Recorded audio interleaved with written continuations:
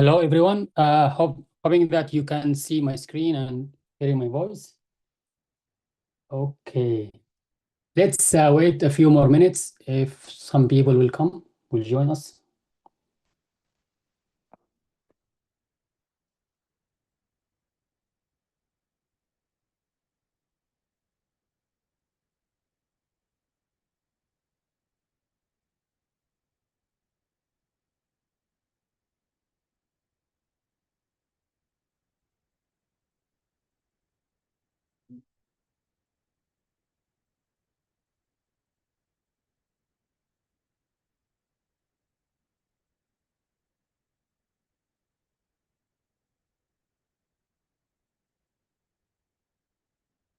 Okay, so hello, everyone. Good evening.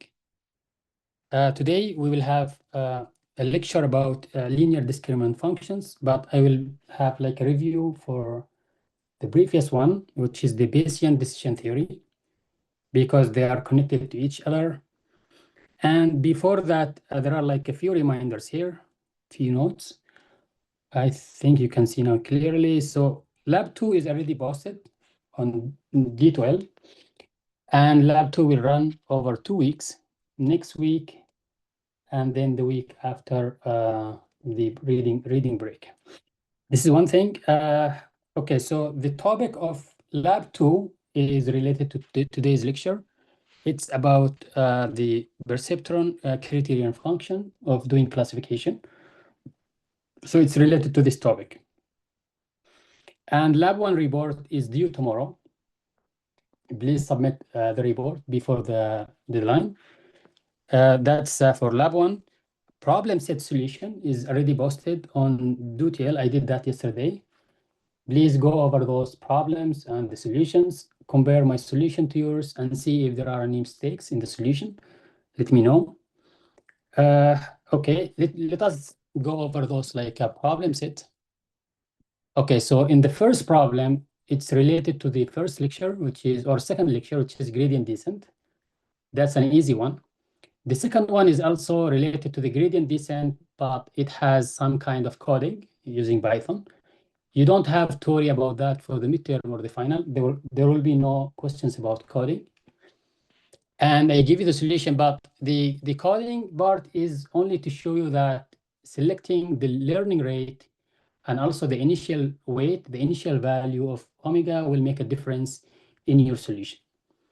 So when omega is -2, you might not get like the local optimum solution. You might get something else, but if you choose different omega, you will get a better solution.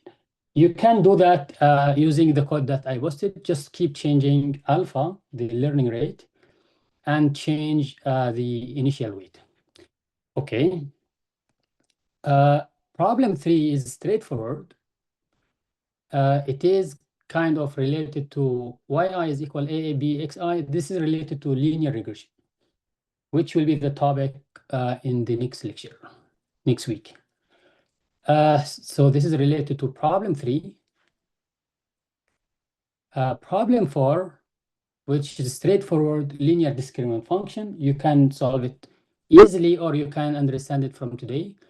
Today, it's about linear discriminant function. It's a general topic of LDF.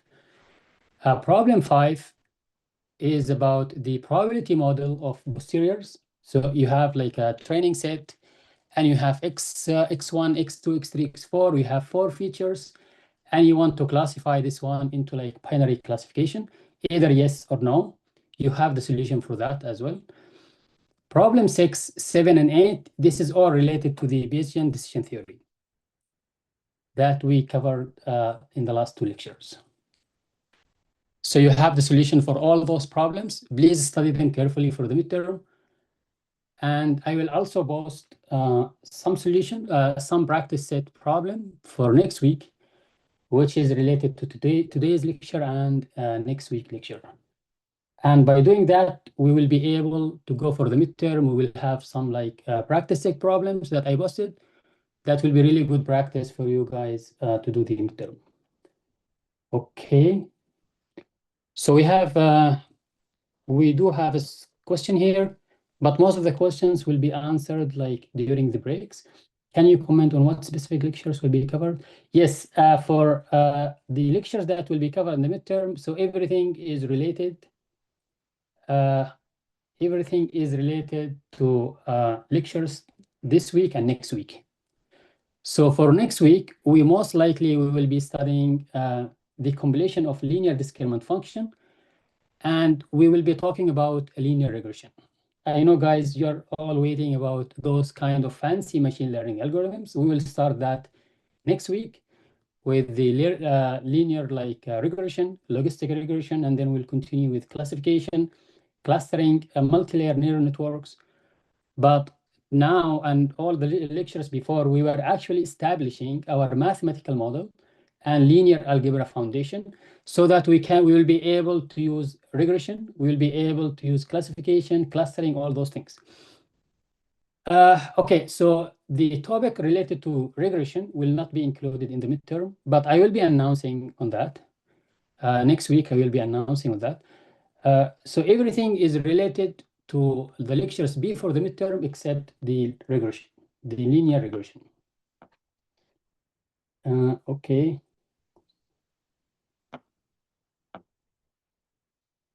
Yes, the lab submission is only for undergrad students. So graduate students will have their own project. They will need to submit a proposal by end of this month. It's February 28th. But lab submission is only for undergrad students.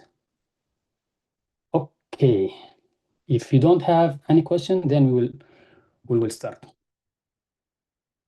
So what did we learn over the last two lectures is about Bayesian decision theory, where we started with the posterior, is that right? We do have B of omega I given on observation X is equal to the likelihood omega I, and then we have the higher probability divided by the evidence. And each of those terms, we divide them carefully, where we have, this is called the posterior, and this is called likelihood, and this one is called prior probability of class. Both of them, likelihood and prior, can be estimated from the training set, but we haven't done that, is that right? We will just going over where everything is given to us. Let me mute everyone, please.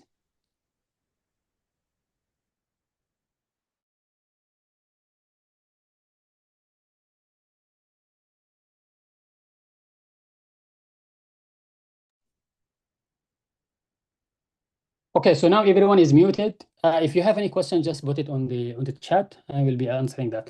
Okay, so this one is also called the evidence of observation X. So the posterior, what does it mean? It means that if I have a sample and I do have some knowledge about that sample, we call it observation or feature or attributes. What is the probability that sample is in omega I? Where omega I can be omega 1 class 1, omega 2 class 2, and that relies on two main things.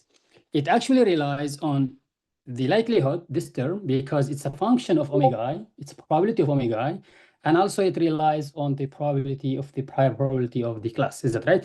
It doesn't really rely on this one. This is just for convenience, and it is an evidence. Then we said we really don't want to go with this probability because it might be difficult to develop a model with this kind of probability. What we did, we said, why we don't take the natural log? We know that the natural log function is monotone increasing. It has some simplification when we deal with exponentials. Division can be transformed into difference. The multiplication can also be switched into like addition. Those kind of things, we call them as gi of x. So now we transform this posterior into something called gi of x, but we really didn't explain what is gi of x, which is called linear discriminant function. It is just the boundary line if we have 2 dimensions, or plane if we have 3 dimensions, or hyperplane if we have higher dimensions. So gi of x will be the natural log of b, the likelihood, omega I, plus the natural log of bwi. As I said, the multiplication will transform into like linear. Here is multiplication. This is just like an addition. Is it right? And this one is same for every class. We really don't care. And we studied many different cases where we have equal probability of each class, and we'll be relying on this. And we call that estimation is called maximum likelihood. Maximum likelihood. Is that right? And we did a lot of cases where we have one feature. So we model this one. We model this one as a normal distribution. That's actually a most general form of distribution. You can even do it using exponentials or Laplace distribution. But generally speaking, we talk about normal distribution, where the likelihood is modeled through like normal distribution. And we have two different things of normal distribution. If we have one feature, we call it univariate, where it is b of x omega I is equal 1 over 2 by sigma square, all square. Then we have exponential of minus half x minus mu divided by sigma all square. This is if we have only one feature. We call it d equal to 1. One feature. For example, the size of the nose of a cat or a dog, whatever. However, if we have multiple features, we actually call this one is also normal distribution, but it's called multivariate. So it's represented by n, mu, and sigma, where sigma is the covariance, here is mu and variance. And we understand what is the difference between variance and covariance. Variance, if we have only one feature, how the data will be spread out. The covariance is actually the correlation or the interaction between the features itself. And we have also like sigma 1, sigma 1, 2 between feature 1 and feature 2 all the way. And we did this one. We said this is the model for multivariate. It's 2 by to the power d divided by 2. Then we have determinant of the covariance matrix. And then we have exponential. Is that right? Minus half. We have x minus mu transpose inverse, and we have x minus mu. This is all about the multivariate model of the likelihood. And we do have 3 different cases of this one, is it right?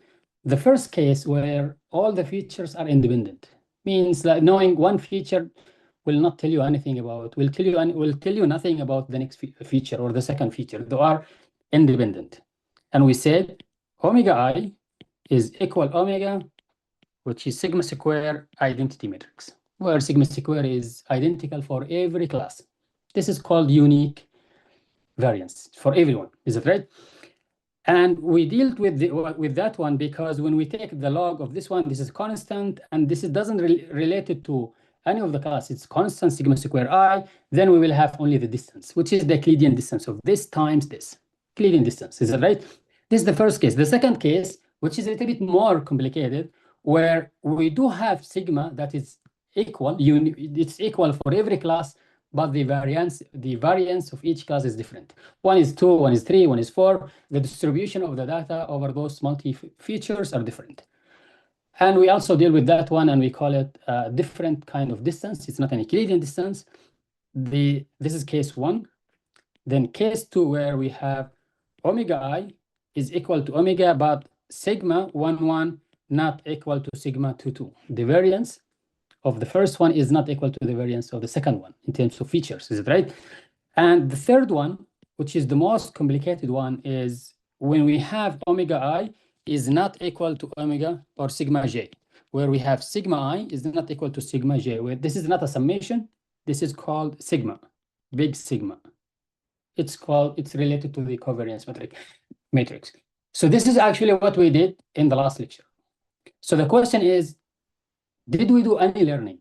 Did we do any machine learning with this one? We didn't. Is that right? We had kind of training set. You can find the mean. In this case, you can find the mean and the variance and plug in through the posteriors. You will get the probability.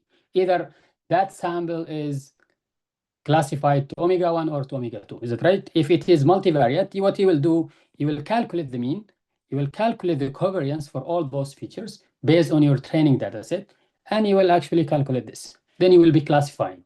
We didn't do any kind of learning. We didn't do any kind of like gradient descent things. Today, we will have something else. So this is what I have covered now. Today, we will be considering about linear discriminant functions. We will define it. We will start from the very basic things of LDF. We will see how we can change the orientation of this boundary. And we will see different cases of this GLs. We will have it as line. We know that if it is a line means it's two-dimension, x1 and x2. We will have it as a plane or a surface, and we will have it also as a hyperplane in higher dimension. That actually relies on how many features do you have. And then we'll say, now we will be learning how to orient the boundary of the decision based on the training data, based on the training samples. So for example, if you think about it like this way, I have this one, 2 dimensions, feature 1, feature 2, then you will be asking yourself, what parameters do I need to optimize? What parameters do I need to optimize using the machine learning algorithms? First of all, you will have to optimize the weights of those features. Each feature will be weighted based on the importance of the feature. You might get something like this, is it right? You might get a decision boundary to classify here, then here, using this boundary. We will call this one is Gx, which is equal to 0 at that boundary. Then someone will say, I will not choose this one. Why I don't choose this one? Is it right? Through the origin. Someone will say, I will choose this one. Those orientation of the boundary is relying on how you update the weights and the bias. Therefore, we will have 2 parameters to update today. The weight, either one feature, omega 1, or multiple features from omega 1 to omega 2. We will be actually explaining this in details. Okay, so now let's go with a simple linear model. Is that right? We will consider 2 classes, and we have a linear boundary. The first thing that you need to think about, you have a general form. We will start from a linear equation. So we will have omega 1 x1 plus omega 2 x2 plus omega 0 is equal to 0. You might think this one is a linear equation that is equal to 0. Is that right? I will have to plot it here, then I will go back and forth from the math to the plot. Okay, this is x1 and this is x2. So now if you think about it as a linear boundary, you might think about it in terms of x2. We want to write it in terms of x2.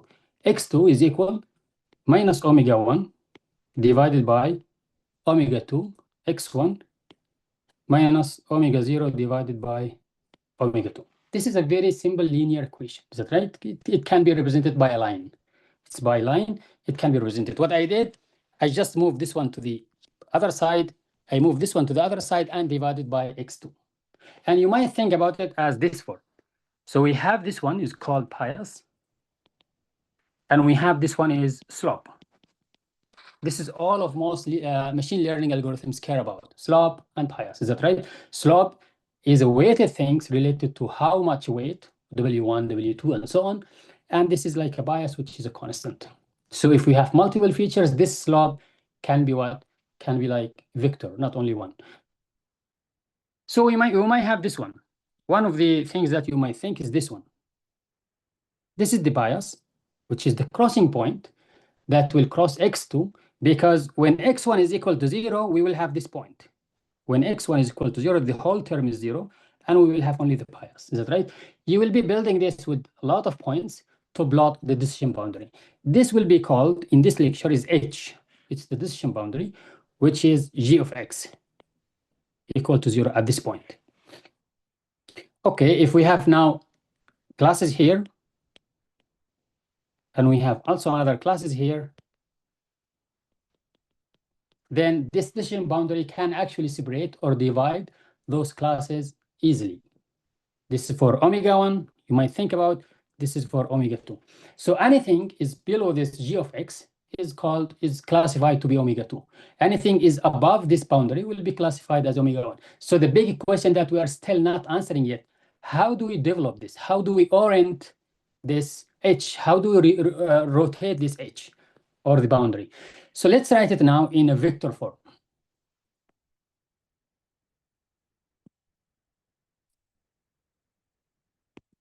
In a vector form, you might think about it as omega tx plus omega 0 is equal to 0. And we will write this one as gx plus omega 0, where omega is equal omega 1, omega 2, all the way to omega d. Those are the weights of the features. And we have x is equal x1 all the way to xt. So if you just multiply this column transpose with x of 1, you will get omega 1 x1. The first two terms multiply to each other. It's like rows multiplied by column, is it right? Then you will have omega 2 and this one, but it should be like this, transpose. Plus omega 0. This is equal to 0. We will have here is omega 1, omega 2 all the way to omega d. We will have x1, x2 all the way to xd. So if you do this multiplication using linear algebra, you will get this equation for either 2 classes, 3 classes, or even d classes. This is how we write it as a general form of like weights. And we will be calling this one here, we will call this one is a weight vector. Weight vector. And this is called feature vector. So what do we know? We know x1 to xd. Those are the features that it comes from the training symbols.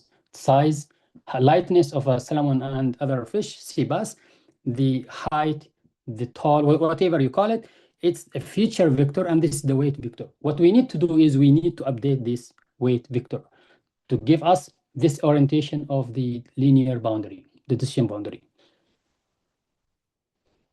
Yes, d is the number of features. It can be d equal to 1 if we have one feature, or we can have multiple features, as we will see in higher dimensions. So now, let me add tier 1.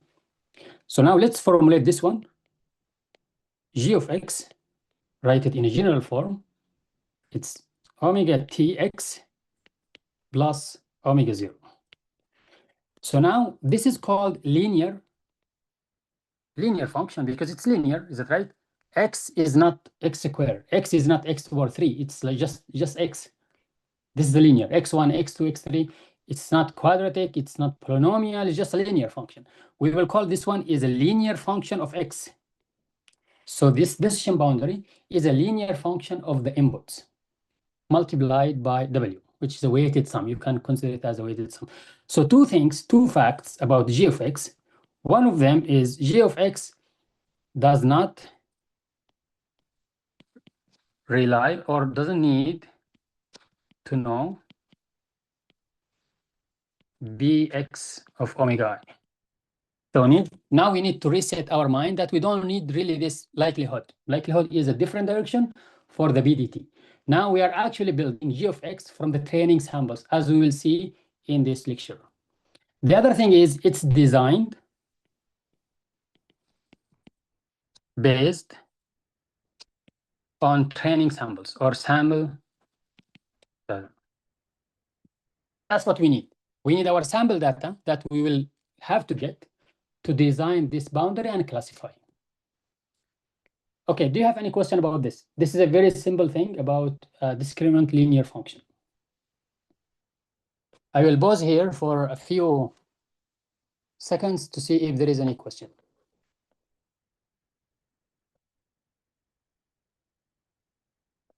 So how is g of x is related to xw? It is not related.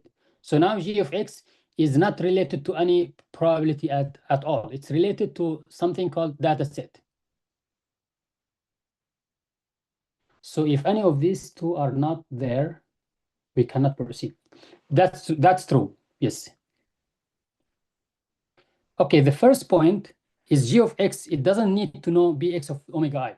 Before, when we were doing this one, this is kind of a different direction. It's called non-parametric algorithms.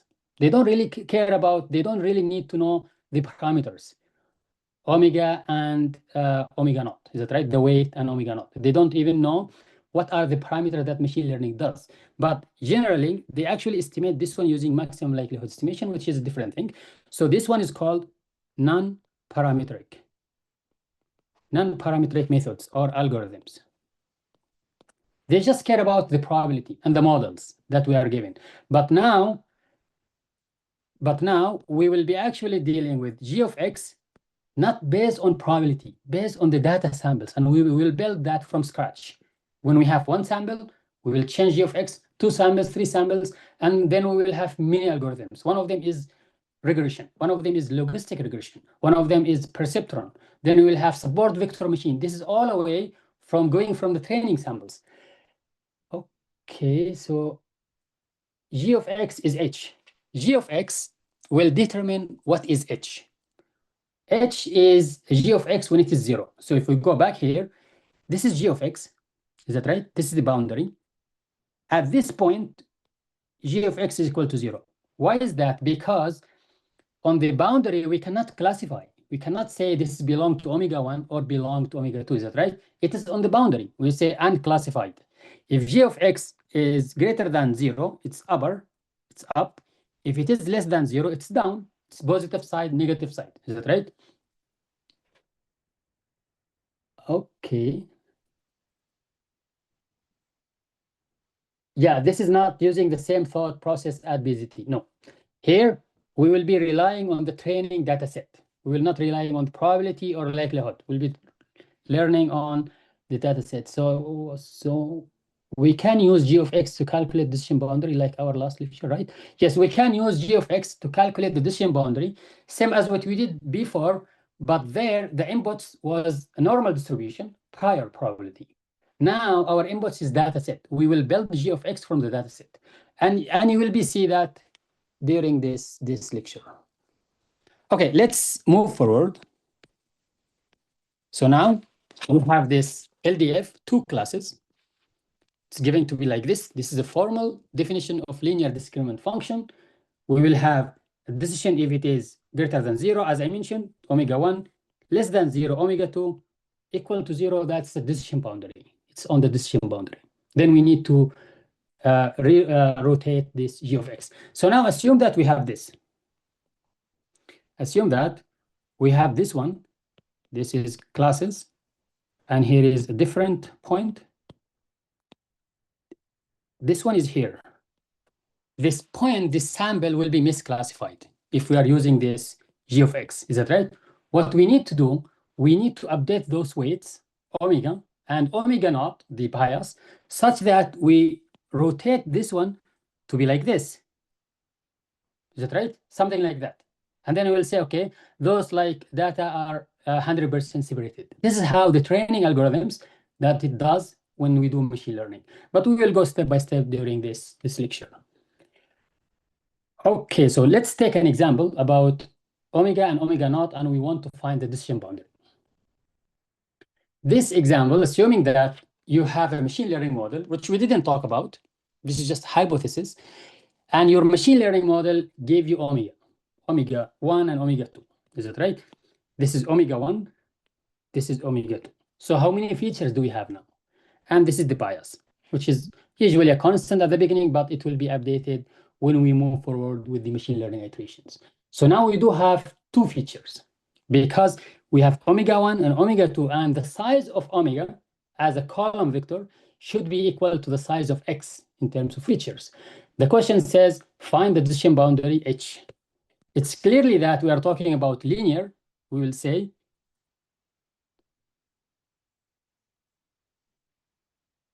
yes, the modification will change the slope of the decision boundary and also will change the bias. Well, that's actually a good point. If you are here, you don't want to change the bias, that's fine. You just need to change the slope. You might get it same bias, but it's a little bit down. changing the slope, the orientation of decision boundary. That's also good. But usually when we do the update, we actually put them together in one big vector, omega 0 and all the omega 1s, omega 1, omega 2 to omega d. I hope this is clear. Let's solve this example. We have g of x, which is omega transpose x plus omega 0. Is that right? So now omega transpose is 1, 2, but we have to make it transpose 1, 2, and x is two features, x1 and x2, plus omega 0, it's scalar, it's a constant. We will represent it as 1, which is here is 1. I will go slowly by solving this, which is very easy. So now the multiplication of this is just a row multiplied by a column. You will get x1 plus 2x2 plus 1. This is g of x. So now we know what is g of x. G of x is equal x of 1 plus 2x2 plus 1. Now we want to make it 0. We want to see what is that boundary. We will make it 0 because each point on the boundary will be 0, and then we will get what is x2. Or you can represent it as x1, but usually we represent it as y-axis. x2 is always y-axis. We represent by that one. So if you move, h is g of 0. Yeah, that's also another way of understanding h. It's g of 0. So we will have this one. x2 is equal. Move this one to the other side and move this x1 to the other side and divide it by 2. It's minus 1 over 2 minus x1 divided by 2. This is the decision boundary. Is it right? That's actually how we get it. You can consider this one as y-axis. This one, x1, is x-axis. And we will plot it here.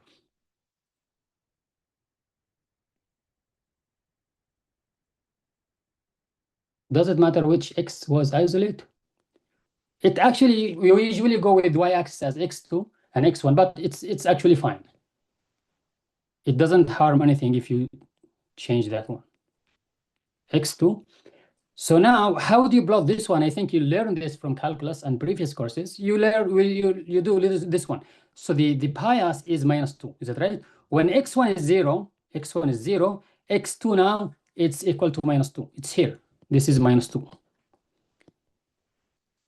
You can definitely plot from now, but usually take a little bit more points to see where the curve will go. Will go this way or will go that way. So now, take now if x2 is 0, x2 is 0 here, what should be x1? If it is 0, then x1 is equal to minus 2, then you will have minus 1 is here. Then it's clear to me that it could be going to be like this. Is that right?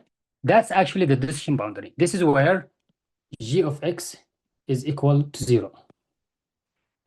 Now you want to classify. For classifying this one, you have two options. Either you go and calculate gx1 for the point that you want to see where, gx2 for the second point that you want to see where, or you just plot it here. If any point, unseen sample, located in this one, you will see it's omega 1. Anything is located on this one is you're saying it's omega 2. Is that right? This is actually two ways to classify. So now the second part, test two samples. We will have x of 1 as 0 and 1. The second sample is 0 and minus 1. So now, based on my explanation and based on this boundary, what do you think about x sub 1 and x sub 2? Which one will belong to? This is omega 1. This is omega 2. What do you think?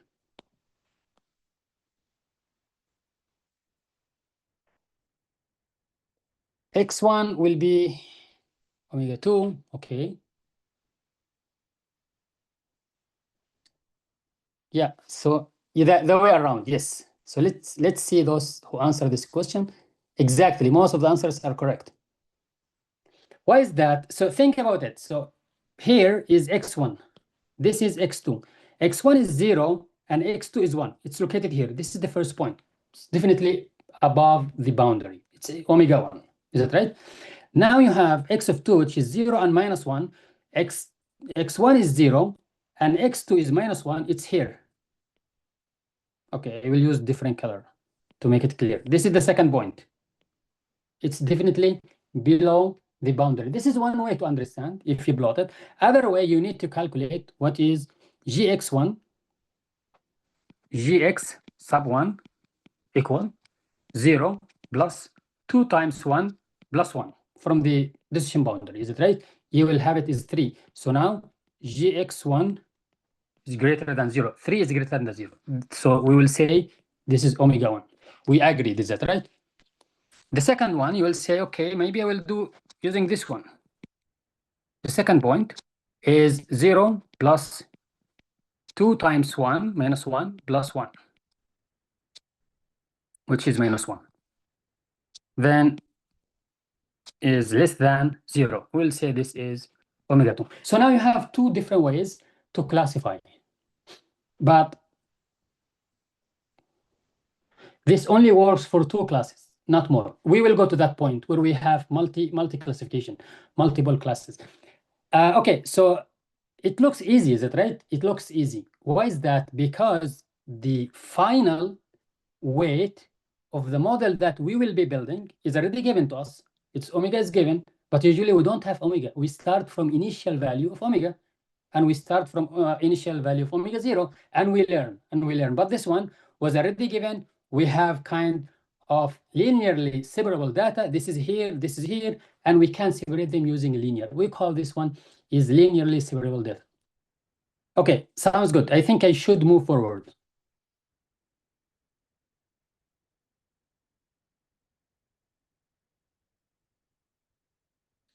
So how did you determine that above the line was omega 1? Yeah, this is actually our decision. We just choose to do that. Yeah, we just choose to do that. We usually choose to do that based on the training samples. So now let's do a little bit more deep about this one. When we have a basic structure of a linear discriminant function that is a boundary we agreed on, and we want to see how this one can be in pattern classification as a pattern model. So we have two categories of this one. If you think about this equation, those who actually deals a lot with a linear equation, this is kind of what? It's a weighted sum. This is the weight of x1. Omega 1 is the weight of x1. Omega 2 is the weight of x2. We will call this one is a weighted sum of input features plus a constant, which is a bias. This equation is nothing. It's just a weighted sum of input features that we have from the training samples plus a bias. Is that right? So now if we have like two category, like category of omega 1 and omega 2, when we say category means two classes. Category is a class, and sometimes in your reference book they call it class, sometimes they call it a category. Then we have omega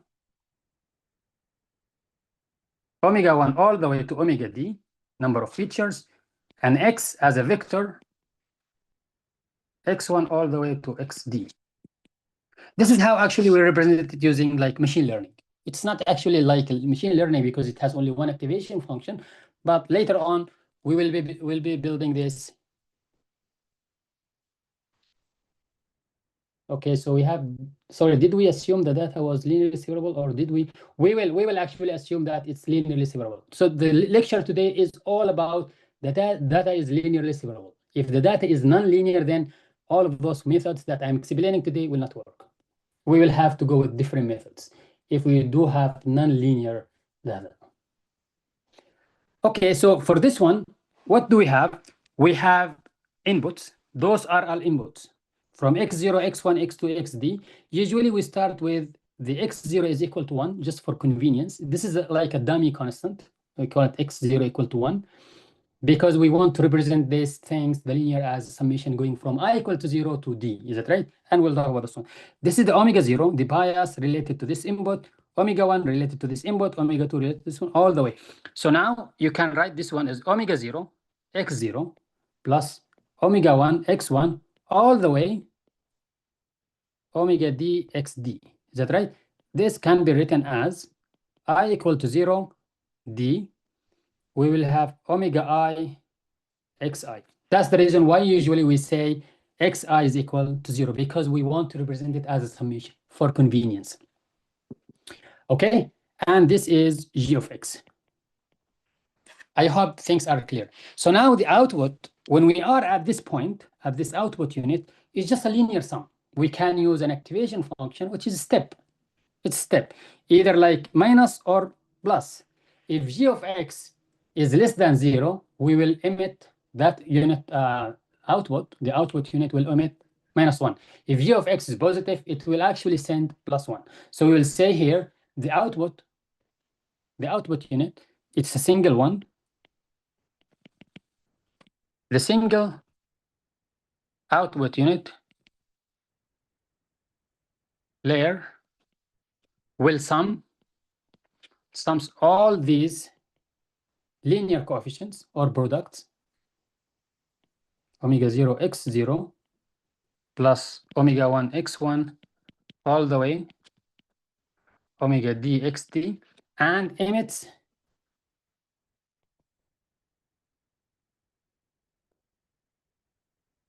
two cases. We will have +1 and -1. It will go +1 if g of x is greater than 0, -1 if g of x less than 0. Again, this is only for two classes, but you have omega 1, omega 2, or omega 0, omega 1, whatever you call it.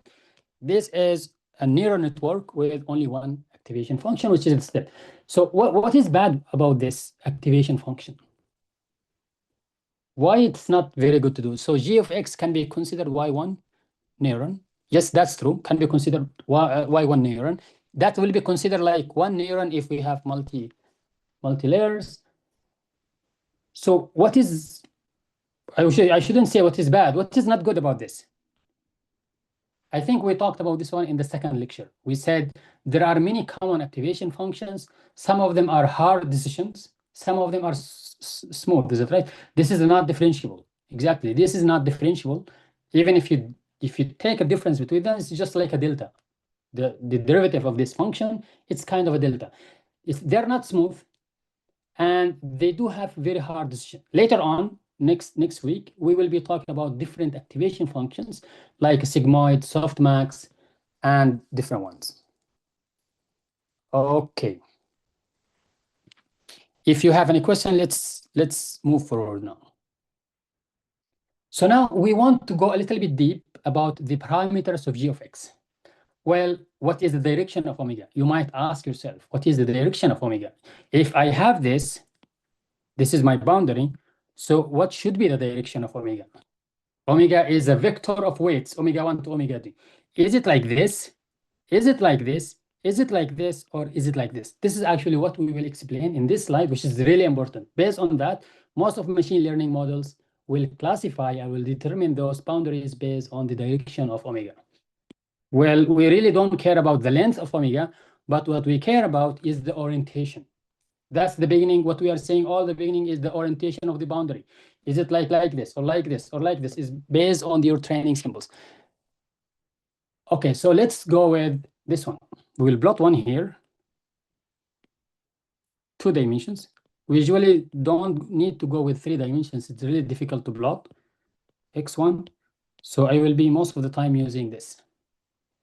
So now let's write this one again. G of x is omega tx plus omega 0. And this is called h. Let's assume it's going to be here. This is my intercept, and that's the slope. Okay, let's consider now 2 points. One point is here, and one point is there. I will call this one as x1 or x sub 1, whatever, and this one is x2. I'm following the notation of your reference book. But if I choose to go, I will consider this one as x sub 1, that one is x sub 2. But let us not be confusing ourselves with the reference book. x1 and x2. So what do you think about the g of x at those points? Does it have a value? Is it positive, negative? What do you think? Let me see if you are following. 0, exactly. Thank you so much. it's all 0 because it's on the boundary. It's not belonging to omega 1, it's not belonging to omega 2. So we have omega 1 here, and we have omega 2 here. Those kind of things we choose. Okay, so now I will say, consider 2 points, x1 and x2 on H. This is H, on the boundary. As you said, guys, g of x1 is equal omega t x1, where x1 is a vector, is like y and x. It's two points, plus omega 0, which is 0 because it's located on H. Then we have g of x2 is equal omega t transpose plus omega 0 is equal to 0. Since both of them are equal to 0, then we can equate them, is that right? We will say g of x1 equal g of x2, which we can represent it as omega t can be written as equal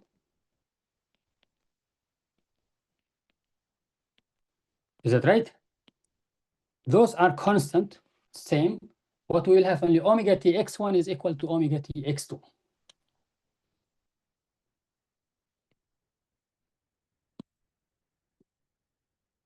So we will have omega t x1 minus x2 is equal to 0. I shift this one to here and make it equal to 0 because it's on the boundary. So now we do have a very important point here. You know that the inner product, because this one is a difference of 2 points. Each point is 2 dimension. The difference between the 2 points is a vector. So we can represent it here as a vector. This is a vector. Is that right? And if we have 2 vectors and the inner product of those 2 vectors is 0, means what? I want some answers. What does it mean, this? When the inner product of 2 vectors is equal to 0.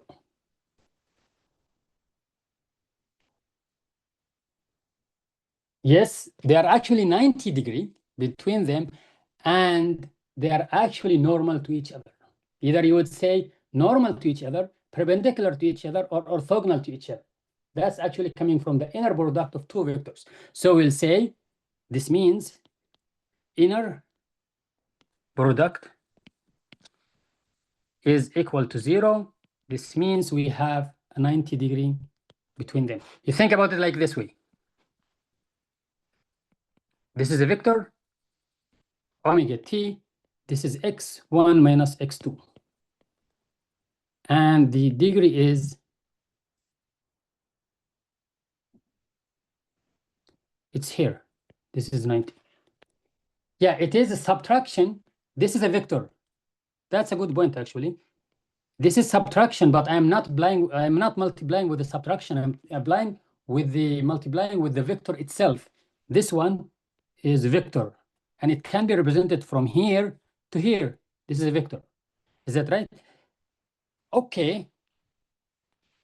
Since we have this one, because the inner product of 2 vectors, this is just for your knowledge, it's equal the norm of the first vector, the norm of the second vector cosine theta. When theta is 0, then the multiplication is 0. Okay, so now what did we infer from here? We have omega t transpose omega multiplying by this vector. The inner product of them is equal. This means they are normal to each other. So we will have, this is my omega. So now omega is orthogonal or normal to the decision boundary, and that's a very big one. Why is that? Because I really don't want to care about the decision boundary H. What I will be caring about is rotating omega, updating omega to this way or this way and this way, whatever. Then I will have to update those decision boundary to be like perpendicular, to be normal to it. So for example, I don't want to, okay, maybe we will go here. What machine learning will do, will actually update those weights, omega, the vector, and it will say, okay, maybe my omega is this.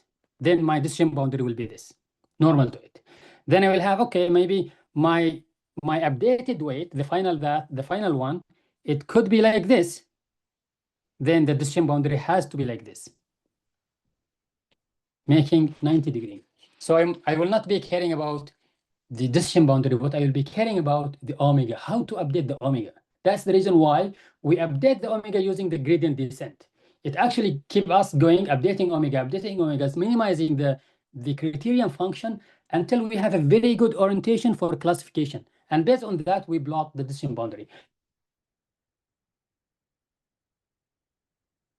Okay, so boundary change by checking how the weights change. Exactly. How the weight will change, that will affect the boundary and make the boundary is orthogonal to the weight. Yes, that's the main point of those kind of updating the weights using machine learning. I will pause here for, okay, we will have to stop. It's 7:01. We will continue at 7:11. But I will stay here for any question. If you have, just let me know.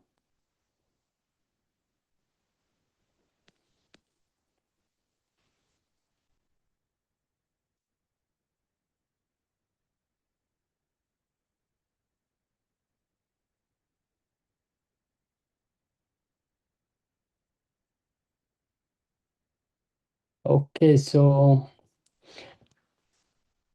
will there be any midterm review next week? Yeah, we will not have any midterm review, but we will do have one for the final exam.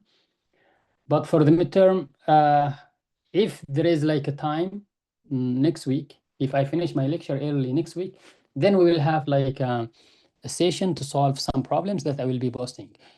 Okay, so here we have how do you recommend we study for the midterm? So what I do recommend is you understand my lectures very well.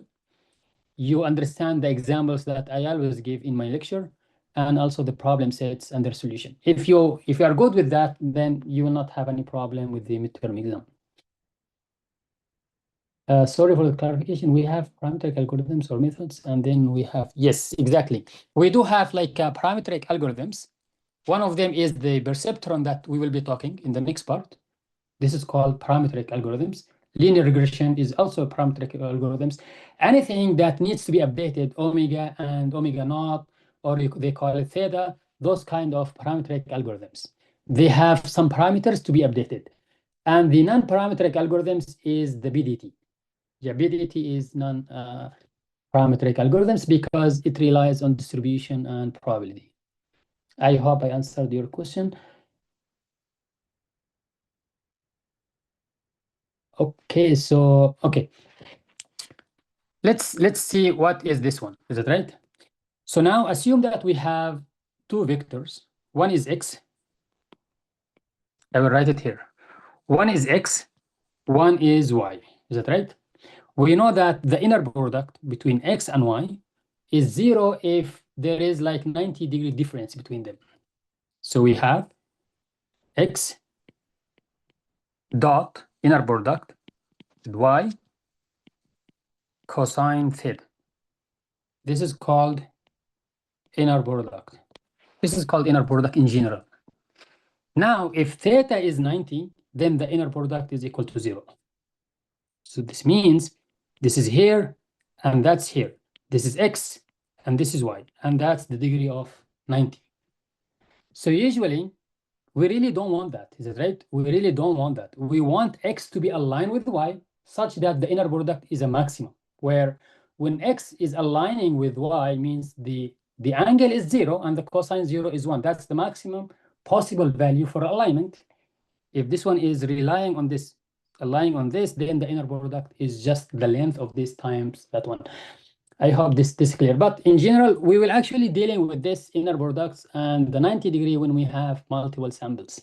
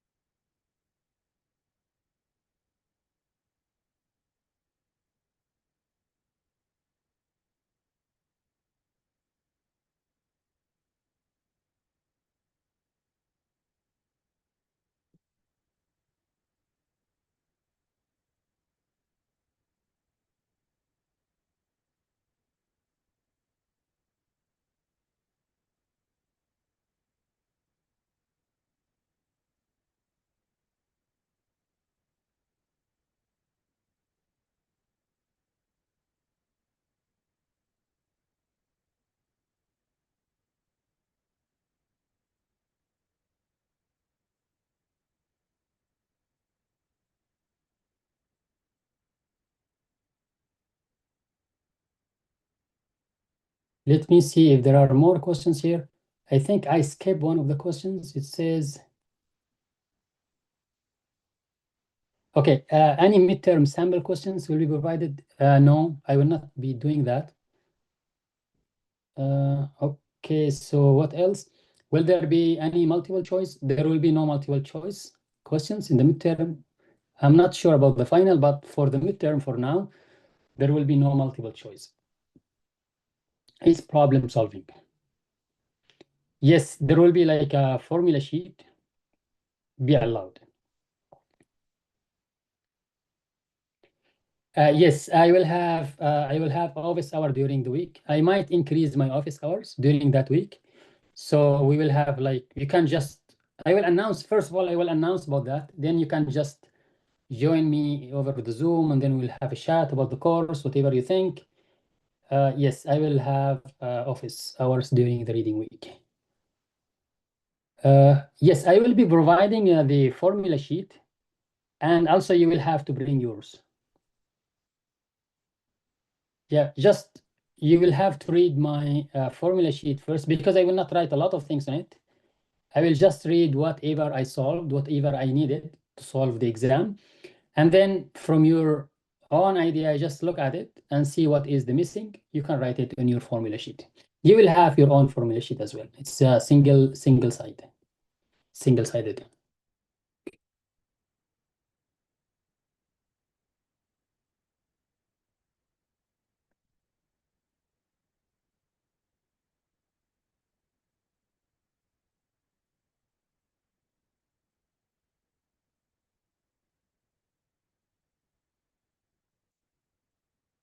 Any other midterm tips or tricks? For tips, read my problem sets, read the solution carefully. You will not have very long questions. I don't like those kind of long questions. Yeah, for example, you will not have like 3 times 3 calculating the inverse of this matrix. Maximum 2 by 2 when you are finding the covariance. But in general, there will be like an easy questions. Most of it are easy based on my problem sets, based on my examples. I was looking for some problems in your reference book, but most of it are proof, which I will not give you that, especially for undergrad students.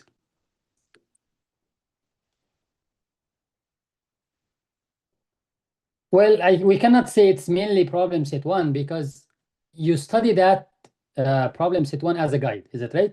To understand. But there will be nothing like very similar, exactly the same. I don't think so.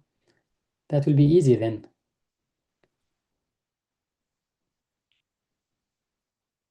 Okay, so for calculations involving decimal numbers, I don't really care about that. So for example, if your answer is 0.1112, you just need to write 0.12 or 0.11. Take only 2 decimals. You don't have to carry all those like significant figures because you will be wasting a lot of time doing those calculations. And we are not interested in that. We are just interested on the way that how do you understand the course? How do you design this decision boundary? How do you classify? Do you undergrad students and master students? Yes, graduate students and undergrad students will have the same midterm, but there will be one problem difference between them. So I will be mentioning that in my announcement, also in the midterm. So for example, like problem 1 is undergrad students. So graduate students will not touch that. And then, for example, problem 4 is graduate students. So undergrad doesn't need to solve that. It's only one problem that will make a difference between 2 exams. Calculator is allowed. Non-programming calculator is allowed.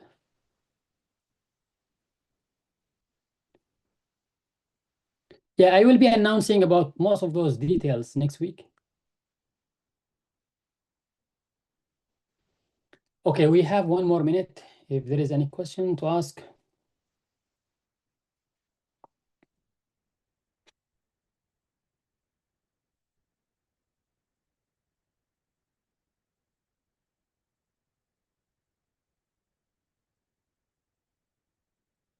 So the exam will be like 2 hours. Exam will be 2 hours, 120 minutes.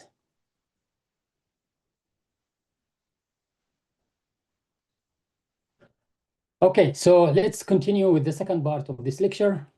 So what did we learn now?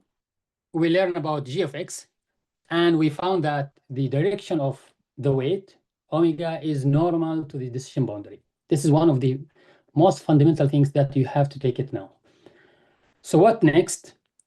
This is not very important, but it's good actually to deep into the g of x, and we want to see what is the distance. So now this is the distance to and from the boundary. So in this figure, what do you have? We have boundaries here. That's I already drawn. And we want to find the distance of this point, x of I, to the boundary. Is it right? So usually when we calculate the distance, we need to find a reflection, or we call it projection. What is the projection of xi on the boundary? Is that right? Well, you will not choose this to be your projection because this is like farthest distance. Also, you will not choose this one. What you will choose, the one it's normal to it. That's the shortest distance. Okay, that's called projection. So now xi is given to be xb, a point on the boundary is here, which is a projection, plus some distance. So this is called the distance, plus some distance. We usually don't write it as r, but we have to write it as a unit vector because in geometry, we care about a unit vector. This unit vector, you can consider it as 1 step, 2 steps, 1 meters, whatever. This is called a unit vector. So xi as a point is just a projection of xb plus a constant. This constant is called a distance. I have defined it here. xb is the projection. R is the distance from xi to here. And the omega divided by the second norm, omega is a unit vector. It's just a scalar. You don't need to care about it. So now we want to see what is g of xi. Last time, there are a few questions asked me when I was solving the example. I was calculating what is gxi. At that time, it was gx1, gx2, and someone will ask, what is gxi? Gxi is just the distance of xi to the boundary. Gxi is a very simple. It's saying that how much or how far xi from the boundary. Well, if it is far away from the boundary, then we do have a good evidence. We are more confident saying that it's omega 1. It's here. If it's here, it's much better because it's going all the way far away from the critical distance, which is the boundary. But if gx of I is here, this is a very critical point. Is that right? If there is any noise in our data, then we might classify it as omega 2. So gxi is just the distance of the point itself from the boundary. The higher the G is, the more the confident. Okay, so let's see this one. So now we assume that xi, yeah, someone is already answered my whole slide. So it's saying that gxi is R. That's true.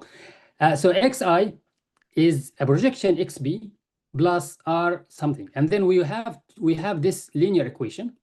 This is the linear discriminant function of xi, but now xi is not xi, it's already a projection on the boundary. If we substitute xi by xb plus R omega divided by the norm, you will get this equation. Omega t, xi, xb, you will have this term. Omega 0 is a constant, I put it here, plus R omega t, omega divided by omega 0, it's here. Well, we agree that if the point is on the boundary, means gx is 0. The whole term is 0 because xb is on the boundary. This term saying that g xb is equal to 0. We do have only this, is that right? Now we can say gxi, it is the distance multiplied by something, which is the distance multiplied by a scaling vector. And we know that from our previous lectures, omega t times inner product is just the Euclidean square. So now we have gxi is equal R, and we have this one is there.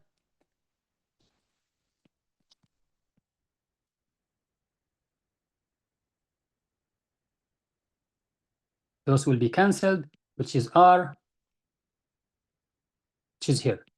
This is exactly the same answer that student said.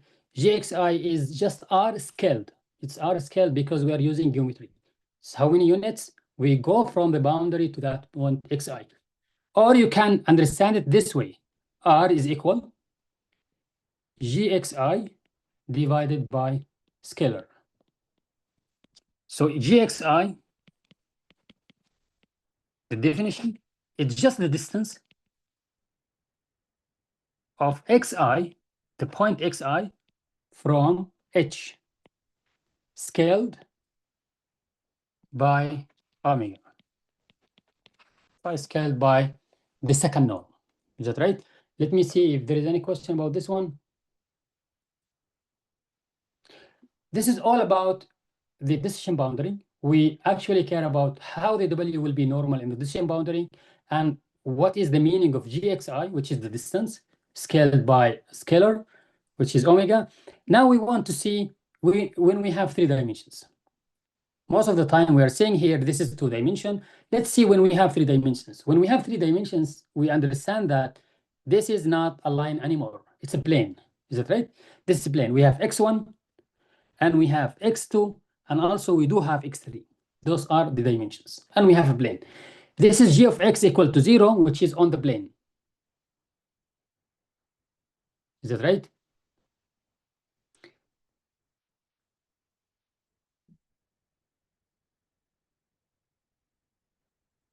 This one is here. Someone is asking, omega 2 omega is here. This is like the Euclidean distance, which we have covered in lecture 2. Is it right?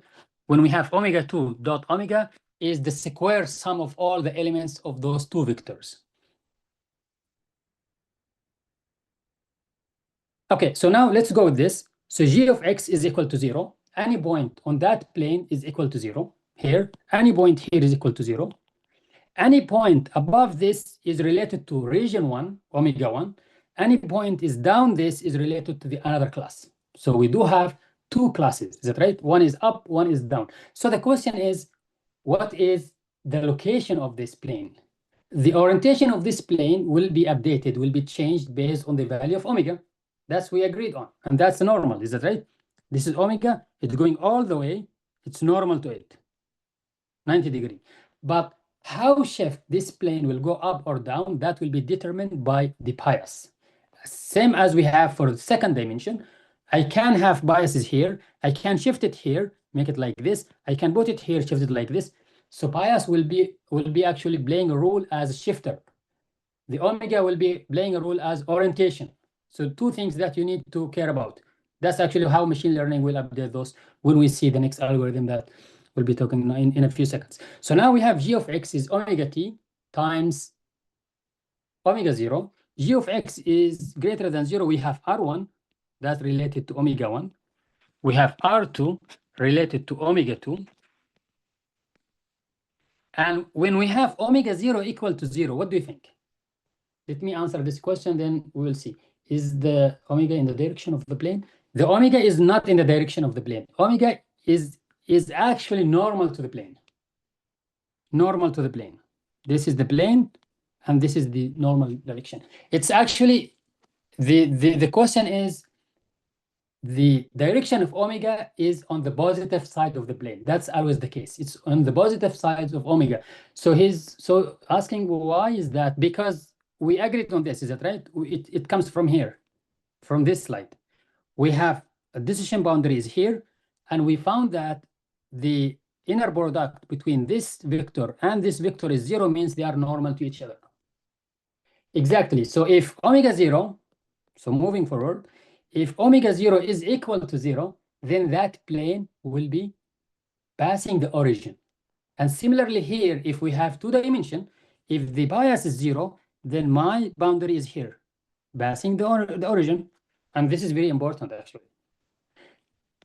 So which one do you think is good? Which one do you think is good? We assume that omega 0 is 0, or we allow machine learning to give us the updated omega 0?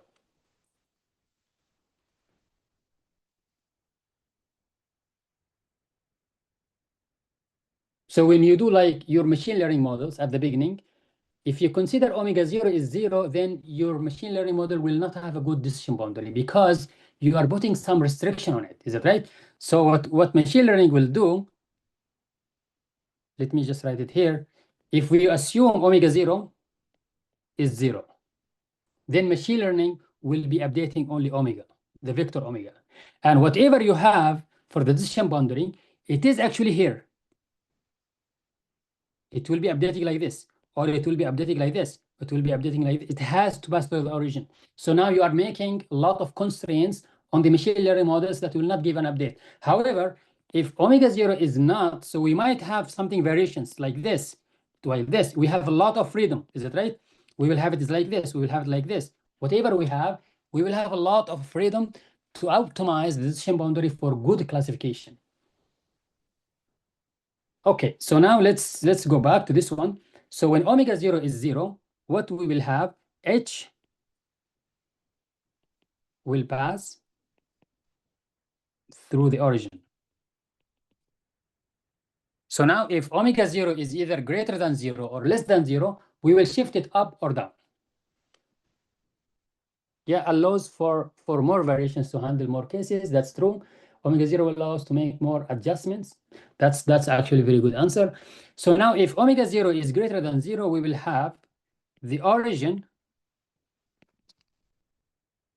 What do you think about the origin? Will be actually on the positive side of H or on the negative side of H? So this is the positive side of H. This is the negative side of H. And that is 0, our reference plane. So the origin is on the positive side.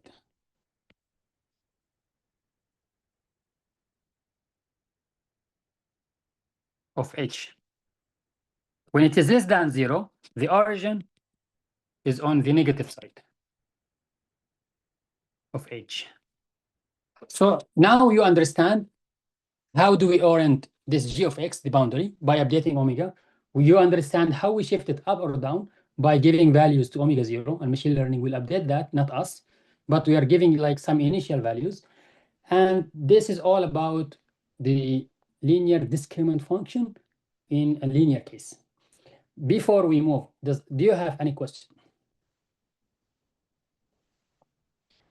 So now back to our previous question. If we have multiple classes, if we do have multiple classes,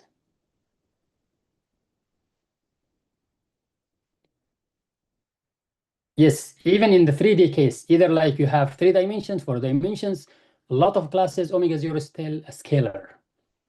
Still a scalar for everyone. Sometimes they use like when you have 2 different models, omega 0 here is different, omega 0, 1 is different, but usually we consider it the same. Okay, so here, can you explain this one? Let me just write it down here.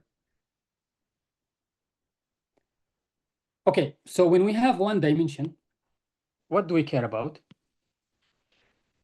The whole thing is positive. Anything above 0 is positive. Anything below this one is negative. This is actually from our calculus, is it right? Similarly here, this plane, a reference of 0, it's called 0. Anything above this one means G of X is greater than 0.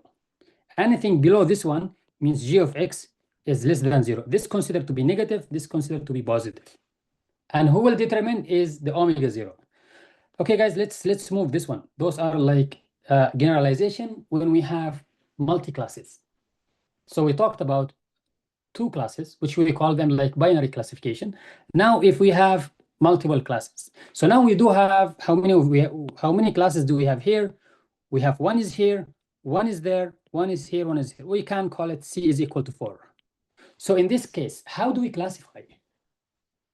How do we divide those linear boundaries? This is linear. We are talking all the way is about linearity. This linearity. How do we classify? Multiple decision boundaries. Yes, that's true. But how do we classify? We put them all together in the machine learning models and then classify? Do 1 by 1? Do 1 versus all? Okay, the first step, the covariance, that's also good. The first step of dividing those decision boundaries is called option 1, which is 1 versus all. 1 versus all. I will write it here, then I will explain it. 1 vs all. 1 versus all. It's called OVA. And this is like a very famous. Either you're having linear regression, logistic regression, classification, support vector machine. This is the way how they do multi-class classification or multi-category case. In one versus all, it's actually we are dealing with multi-class classification into binary classification. We are actually moving it from multi-class classification into binary, because we will consider one as a cluster or as a class versus all of them as another class. This is called binary, is that right? So the idea, deal with C class problem, where C is 4 here, as two-class problem. How is that? Let's look at omega 1. Is that right? We will actually deal with omega 1 and plot a decision boundary here, separating omega 1 and everything else. Consider omega 1 as my class, and everything else as another class. So now we have two classes instead of we have four. This is how we do. For omega 1, I will consider this one as omega. Let me enlarge it for you guys. This is for omega. Anything else below that region is not omega. It can be omega 2, omega 3, omega 4. This is for the first boundary, is it right? The second boundary, when we have omega 2, this is omega 2, I will plot another line. It's here. Anything is here is omega 2. Anything else on the right of that boundary is another classes. I will consider them as one binary class. You can consider this one as omega 0, and this is omega 1. This is how we do one versus all. One class versus all the remaining classes. Is that right? Let's just go this one, do the boundary again. Okay, so now we have this boundary for omega 1 versus all. This is for omega 2 versus all, and we need to have more. Now we have this one, omega 4. This is omega 4. I will have this one related to omega 4. Anything up is related to all other classes, which is two classes, that's right? Omega 4 and not omega 4. It's like either yes or no, binary classes. What do we have? We have also 3, class 3. I will give it a different color, is this. This is the boundary of class 3. This is all omega 3, and the other one is different ones, which is omega 2, omega 1, and omega 3. This is called one versus all. So we have, let's write it here, class omega I generates a decision boundary H of I between Ci or omega I and all other classes. One problem with this one versus all is that if there is a sample here, we don't know where. Is that right? Because it's not located to any of the boundaries. Now, after we do all those intersections, you will see, okay, this is my omega 1. Only this omega 1. This is my omega 2. This is my omega 3. This is my omega 4. And that's it. The problem is, if there are some samples here in the middle, we cannot classify, because it doesn't belong to any one of those regions. What we will have an ambiguous region. That's one problem with one versus all. You can even consider it when we have 3 classes. This is for 4, and this is for 3. I will have class 1 is here, those dots for class 1. I will plot a decision boundary between class 1 and all other classes. I will consider them as binary classification. Then I will do the same for class 2. I will do the same for class 3. Still, even if we have 3 classes, we do have an ambiguous region. In this ambiguous region, we cannot classify. If it is here, what we will say, either here it's belong to this, or belong to this. So what is the other option that you might think? First of all, is there any question about this multi-class classification?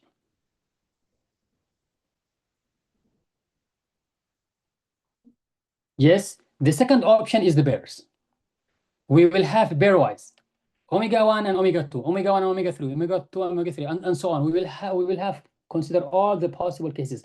So there is a question here. It says, what about points that are not in the corner between omega 1 and omega 2? Those will not be considered as points, because if there is a point here, you can actually classify it as this point, or you can classify it as this point if it's close to the boundary. But usually this is not the case because you have enough region for omega 1. The problem is if there is a samples in this middle, which is very common. The second option, which we are going to explain, is called the pairs. Is it right? What the pairs means is we need actually to generate Hij for each I and j. We generate Hij for each I and j. So here we have 1, 2, 3, 4. C is equal to 4. One problem with this, when we have 10 classes, 15 classes, 20 classes, is that we need to generate a lot of decision boundaries, a lot of discriminant functions. 1 and 2, 1 and 3, 1 and 4, then 2 and 3, 2 and 4, 3 and 4, all the possible cases. So for example, here you can see omega 1 and omega 2, those are neighbors, is that right? Then you will have to create H1 and 2. This is kind of Gij, where I is equal to 1, j is equal to 2. And that's actually one boundary. This side is omega 1, this side is omega 2. You will have to do the same thing with this, but we do have a problem is we need to generate a lot of possible options, but we still have any like region here in the middle, but that's not the big problem. The big problem with this one is the complexity, of generating those discriminant functions. So the question is, how many possible cases of this discriminant functions we will need?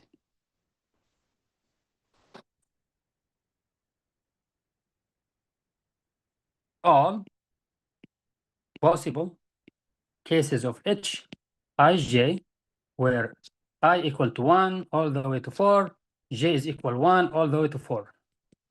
How many possible cases? We need to have LDF, linear discriminant functions. Let me see if anyone is answering here. We will have to do combination, is that right? We will have to do combination, which is C, choose 2. From C, we'll choose 2, 1 and 2, then 1 and 3, 1 and 4. This is called combination.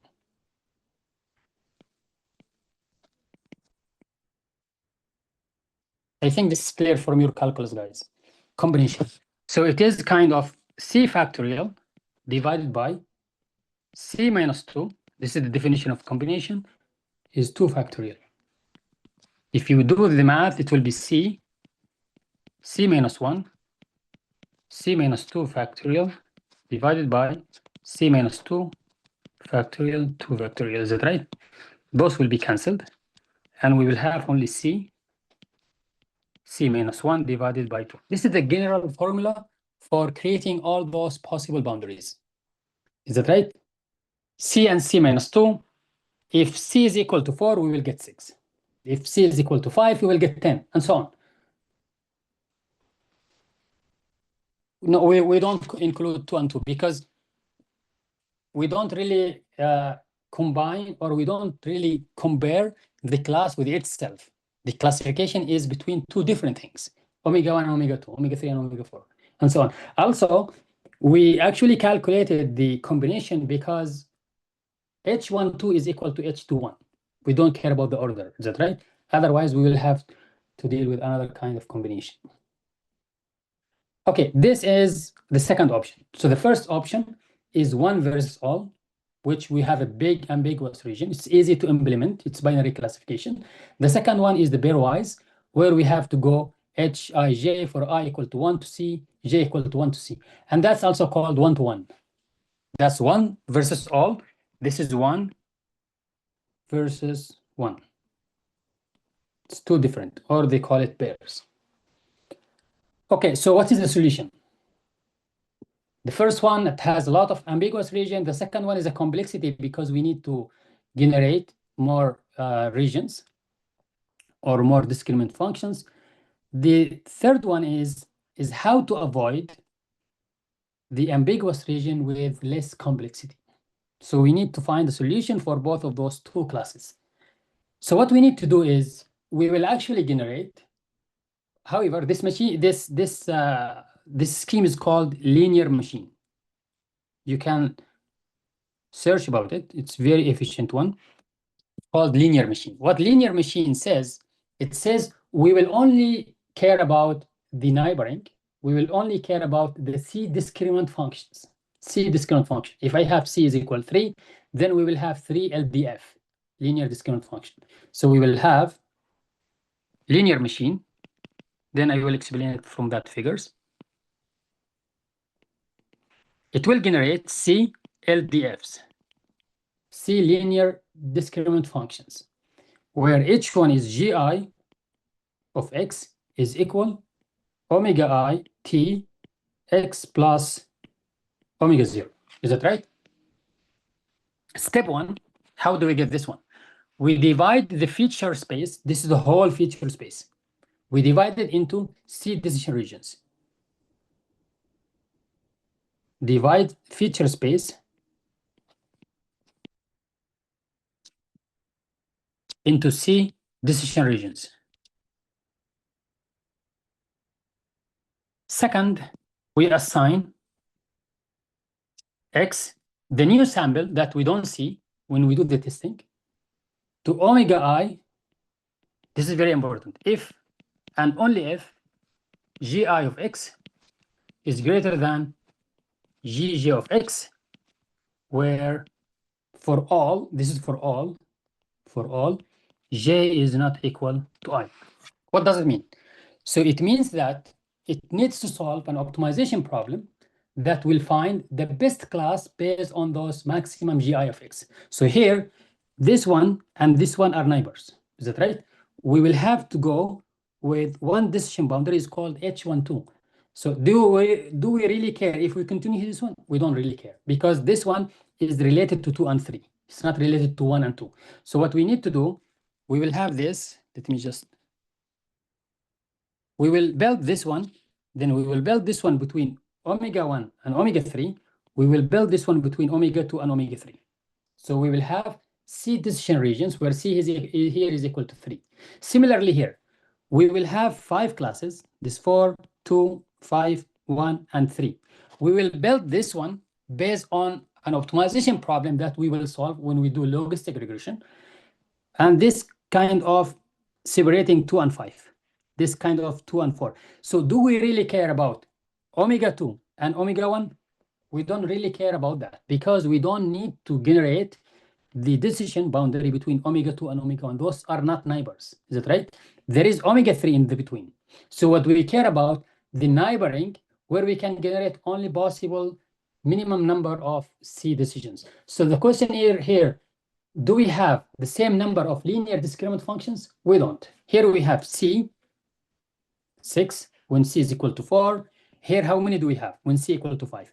1, 2, 3, 4, 5, 6. We have 6. And we have one is here, 7, is it right? And we have one here is 8. So we have 8 LDFs.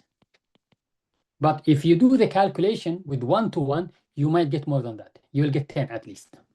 It's kind of reducing the number of LDFs that machine learning will generate for a better classification, and there will be no ambiguous region. So machine learning will actually try to find a sample. Assume that the sample is here. It will calculate gi of x, g1 of x. It will calculate g2 of x. It will calculate g3 of x and choose the maximum. Definitely, if it is here, the maximum will be g1 of x. So it will classify omega 1. If it is here, it will classify omega 2. If it's here, it will classify omega 3. Therefore, we will have to go and find an optimization problem. I star is equal, where I is equal 1 all the way to C, number of classes, with gi of x. This means selecting which class I, giving us the optimum or the maximum gi of x. That is an optimization problem. We will be referring to this one when we do logistic regression. Okay, and same thing when we have an example here. So we do have, this is coming from 1 to 1 versus all. And this will have like, this will have a linear machine. I will give you the code of this one so you can check it from your side, but it's related to logistic regression when we talk about it next lecture. So I will skip this.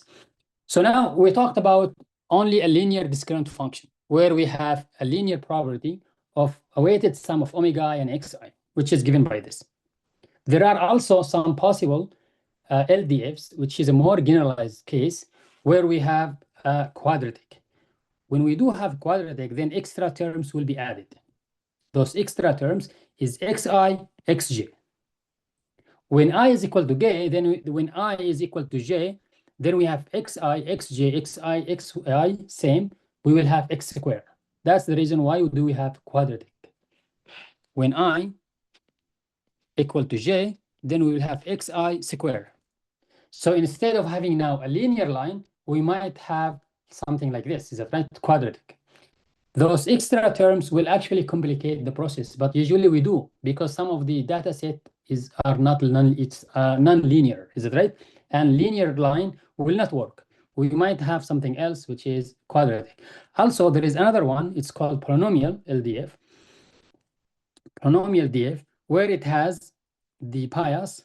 Let me write it with different color.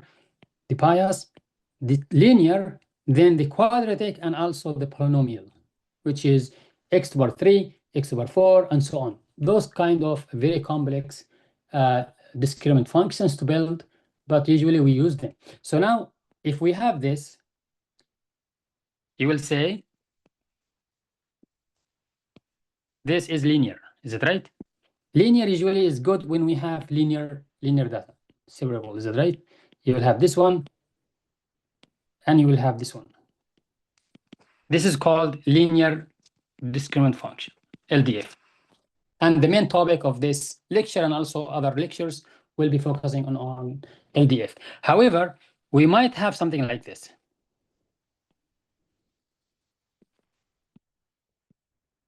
We might have something like this. This is quadratic, is it right? Where your data could be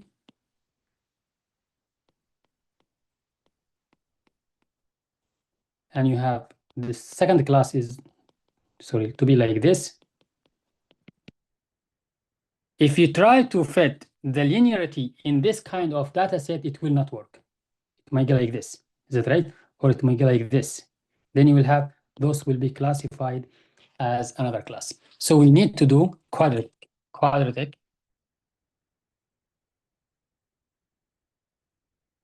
that right?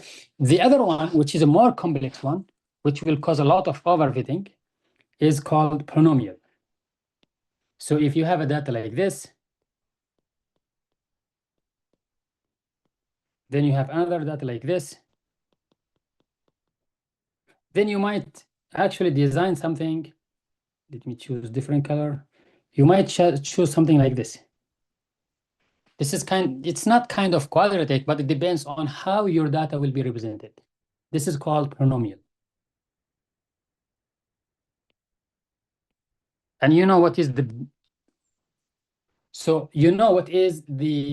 problem with this polynomial. It's actually good when you do the training because you will be designing this based on the data that you have labels. You have an access to the membership of each sample, and you will design this easily, is that right? Carefully, you will design it. But when you have unseen samples, you might consider it as it's here, and you'll say, okay, let's see this point.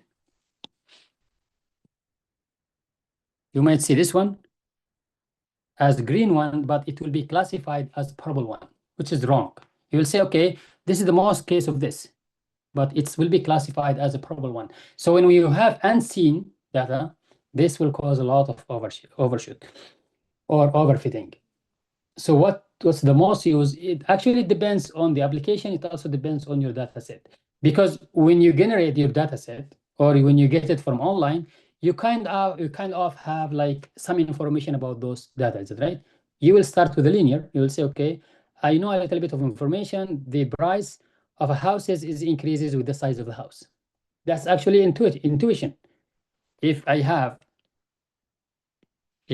my feature is size of the house, feet square, and my label of the class is the size or the price. Definitely, when I increase the size, the price will go up. Is that right? Then I have data like this, linear. Then in this case, you will have to build a linear LDF, a linear discriminant function, which can be a regression, linear regression. Is it right? But if you have a data set, something like this, linear model will not work, will give you like a lot of errors in misclassification. You will say, okay, I will choose to either quadratic or polynomial. So now let's continue with only one case, which is the most used case in this course, which is the design of linear discriminant function. And we want to see how do we change the orientation of omega. Okay. First of all, we will only deal with linearly separable data. When we say linearly separable data, it means I have this. So I have classes here. This is one class. I have another classes here. Linearly means I can have one line of decision boundary that will 100% separate those data. This kind of data is called linearly separable data.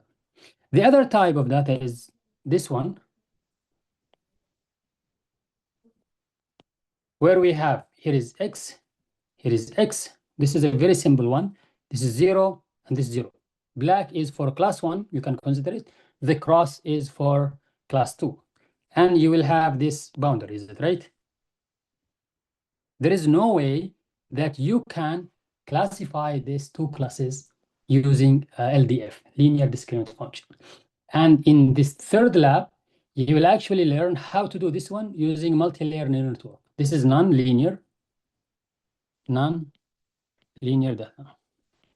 Then LDF will not work. So you need to go with some other methods of dealing with non-linearly separable data. Well, if you want to change this, you might have this one, is it right? Well, that will not work. You will have this one, that will not work. So those kind not dealing with linear discriminant function. So you will have to deal them in a different way.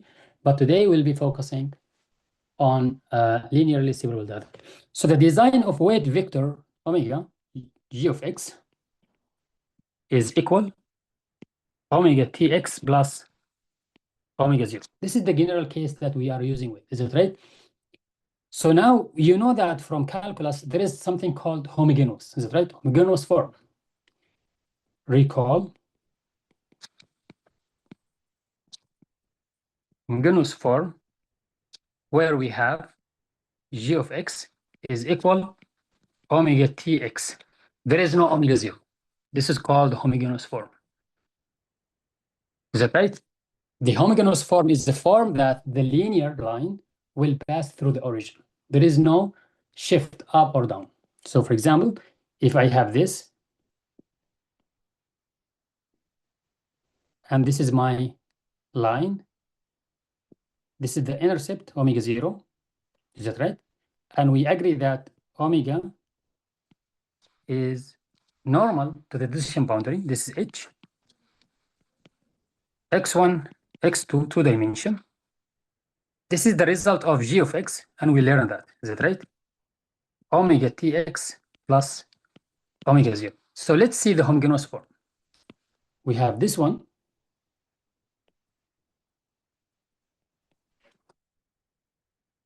It will pass through the origin because there is no shift. Omega 0 is 0. And we will have this is our omega. It's normal to the boundary. And this is h. This is the case where g of x is equal omega tx, where there is no omega 0. Is that right? And you can consider there are like samples here, and we have samples there. Those are linearly separable data, and we can use for that general case g of x or the homogeneous case, which you will have it like this, and you have the same samples are here. So which one do you think is good to? Which one do you think it's good to deal with? The general form or the homogeneous? And why?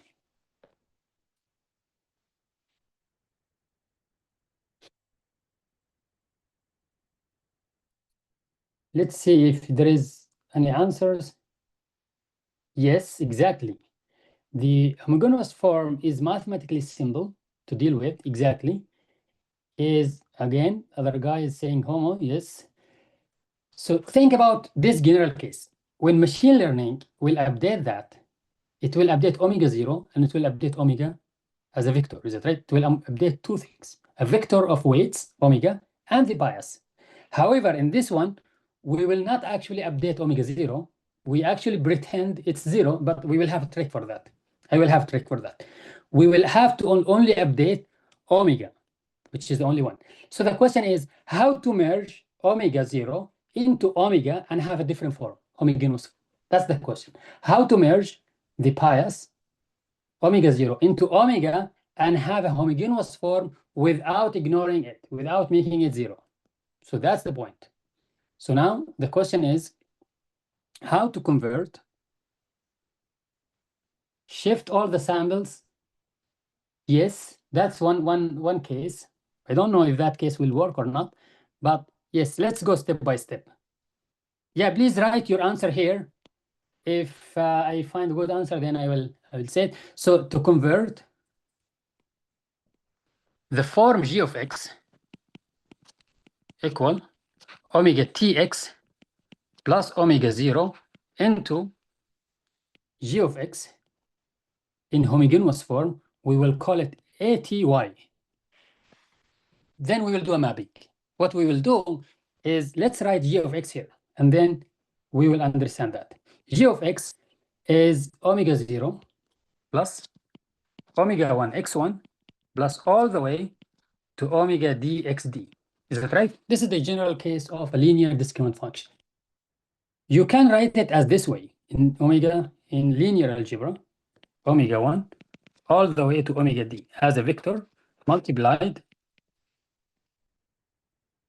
1 x1 all the way to xt. I don't think someone will object about that. If you do the multiplication, we just get back to this. Is that right? This is in machine learning, we call this one x0. That's the reason why I said it's a dummy scalar. X0 is always 1. So now, if you do this one, what I'm doing is I call this one is omega by default. Then I will have another vector representation. I will call it A. So now I am merging omega 0 into another vector is A. Is that right? And this will be called Y. So now if you have two classes, you have x1, x2, Y is equal, the new representation is 1, x1, x2. It's a new representation adding one dimension to our problem. This one dimension is 1. It's a constant of 1. It doesn't make any change to the direction of omega, doesn't make anything. Is that right? But we are actually caring about how to move that boundary from the bias to the origin, where the origin is already merged when we do the training. Okay, so now g of x is equal A transpose Y. This is homogeneous form. This is our new form. I hope everyone understands this. So it's kind of mapping from 2 dimensions, if we have 2 class, into 3 dimensions by adding 1 to Y. And omega 0 will be merged with omega. So now what machine learning will do, instead of optimizing this alone and this alone, it will care about what is the direction of A, because omega 0 is just the intercept. Okay, so here I wrote it in a very organized way that you can read for it. This is our old form. This is our new form. And now we will have to care about A vector. So we have this, and we have this.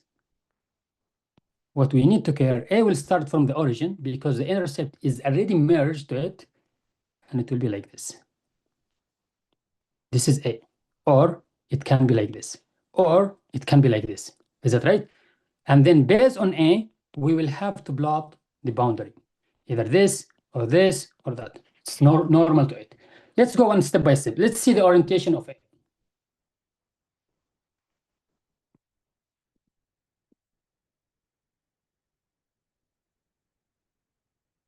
This is 2 dimension. YA is always starting at omega because we already merged the intercept into it. Is that right? Okay, the purpose of 1 at the beginning, it's just to if we multiply it again, we will get this one. Omega 0 x 0 is 1. Is that right? Just a new formulation for the linear discriminant function. That's the reason why we add 1, because we want what are the axis labeled. Okay, the axis labeled. So now, if you have two classes, this is a very good point. If we have two classes, x1 and x2, in y domain, we will have three classes. But I cannot plot 3 dimensions. What I will plot is x1 and x2, and I assume that 1 is there, because it will be difficult to plot the 3 dimensions. But in your reference book, they plot the 3 dimensions. So now we have x1 and x2. So now assume that I have a point here, y1, where y1 is equal 1, x1, and x2. This is the first point, y1. I call it y1. Is that right? Then I have another 2 points is here, y2 and y3. Okay, this is class 1, omega 1, those green points for omega 2, samples in class omega 2. So now, how do we classify? How do we classify this one? To classify this one, there are many possible decision regions that we can build. Is that right? One of them is this.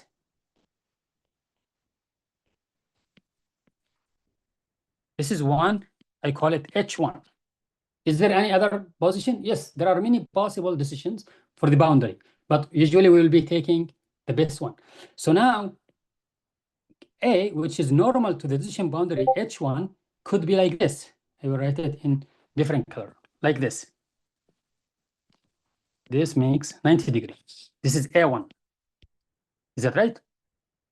Sorry, it's not actually normal. I will write it as this. It's kind of normal. This is A1. Someone will say, I will not use this decision boundary, but I will change it to like this. Is that right? Or like this, or like this. There will be many possible decision boundaries, and for each possible H, there will be a possible A. There will be a possible A. Some A will be like this, some A will be like this, some A will be like this. You just need to plot them in many directions based on the normal distribution, or based on the normality of this to the decision boundary. So now you have H1, I have H2, I have H3. The region is here. This is my direction of A, where it can classify samples in omega 1 and samples of omega 2. Any other than that, it will not classify. Why? Because if you choose A, machine learning, if machine learning choose A to be like this, is that right? Then your boundary will be like this. Both of them in the same size. Both of them in the same size, above the boundary. That's wrong. It's completely wrong. So what I'm trying to say is that there is a feasible solution for selecting A based on the classification of linearly separable data. This is called feasible solution, or we call it feasible region. A1 or A2 or A3 or A4, whatever we have, it's a valid solution. But which one we choose? What do you think, guys? Which one we choose? Yes, the solution is a range of X, the range of A, sorry. So which A will choose? Where if you care about the optimal of A, the direction of A, then you will say, I will choose A that is in the middle. Is that right? I will choose A that's in the middle, is here. That will give me a good orientation, separating samples from omega 1 to samples from omega 2 with a good distance. I don't want my decision boundary to be in the extreme points of X1, of omega 1, or in the extreme points of omega 2. I will have to, okay, guys, we will have to stop now. It's 8. We will continue at 8:10, but I will be here answering your questions if you have.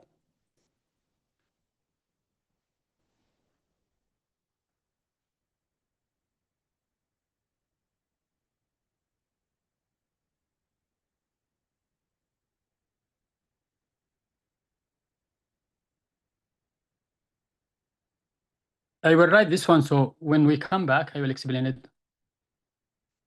we will have A1. We will have A. From the feasible region,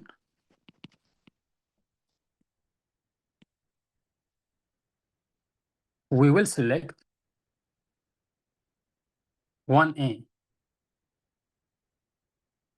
It depends on your application, depends. I will explain this one when other students come. Or weighted average based on number of samples. Yeah, we will actually arrive at that point. Exactly. Yes, we will arrive at that point. I'm actually building it step by step to arrive at where A can be directed to which sample. Then we'll take the average. That's a good point. But I don't want to jump into that case. Just let's go slowly one by one, and hopefully we will finish this lecture.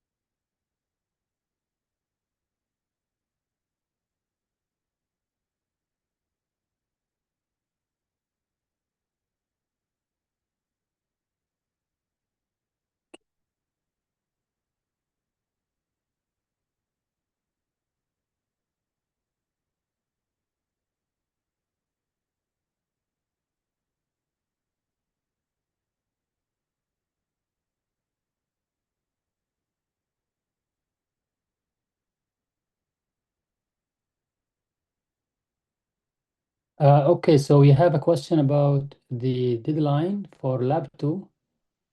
Yeah, so the deadline for Lab 2 is 1 day after the midterm. Yeah, and in that week you might be busy with the midterm. Yeah, I will change the deadline for Lab 2.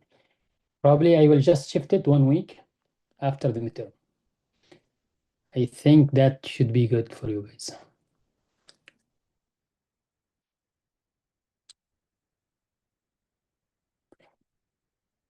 Yeah, just to announce, yes, I will shift the deadline for Lab 2 to 1 week after the midterm. Yeah, shifting the midterm 1 week after the lab, I don't think that will be possible because we do have a plan for that. If I shift the midterm 1 week, then the linear regression, the logistic regression will be included in the midterm, which we don't want because in the outline, we already mentioned that those kind of lectures will be included before the midterm. So we will be shifting the deadline for Lab 2, not the midterm.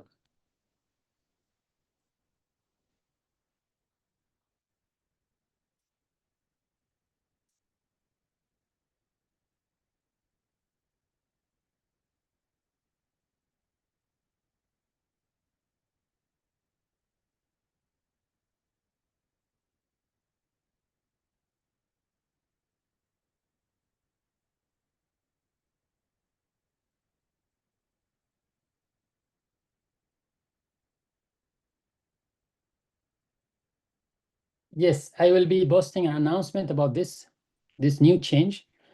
And also I will change the deadline on D2L. So instead of making it February 27, I will make it like 1 week after that.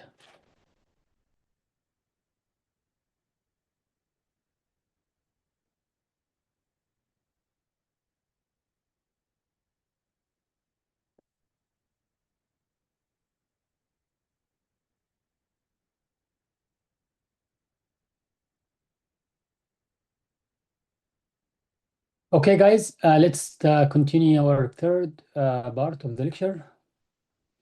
I hope everyone is back. Okay, so what we were trying to say is because of the normality between A or omega, the previous omega, now we have A, and H, the boundary is that for any possible direction of A, we will have a possible direction of or orientation of H. So you can think about it as this way. This is how the way is changing H. This is how the way of changing A, the vector. So now if we have misclassified sample, if we have it here, I will explain it later in details. And this is my boundary. This is my final boundary. And you're still updating your machine learning model, but you found that during the training process, there is one is misclassified. Which direction you will change A? Which direction you will change A?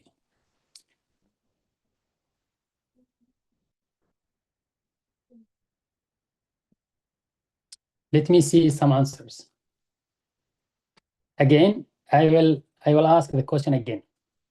So, okay, assume that you are in the middle of your machine learning model is in the middle of training, because when we do training, we actually try to classify those samples correctly such that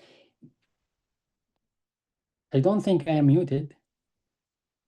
No, I'm not muted actually. Okay. Okay, thank you. Okay, I was saying that during the training process, when machine learning models is trying to correct those samples, it found that one of the samples are misclassified and it's located here. It's supposed to be omega 1, but due to the boundary here, it's like above this, it classifies at omega 2. So what direction of A machine learning model will update, will choose to go? Move down, move towards the unclassified sample, the misclassified sample, or the way around? This way, clockwise or counterclockwise? It's actually toward the misclassified sample.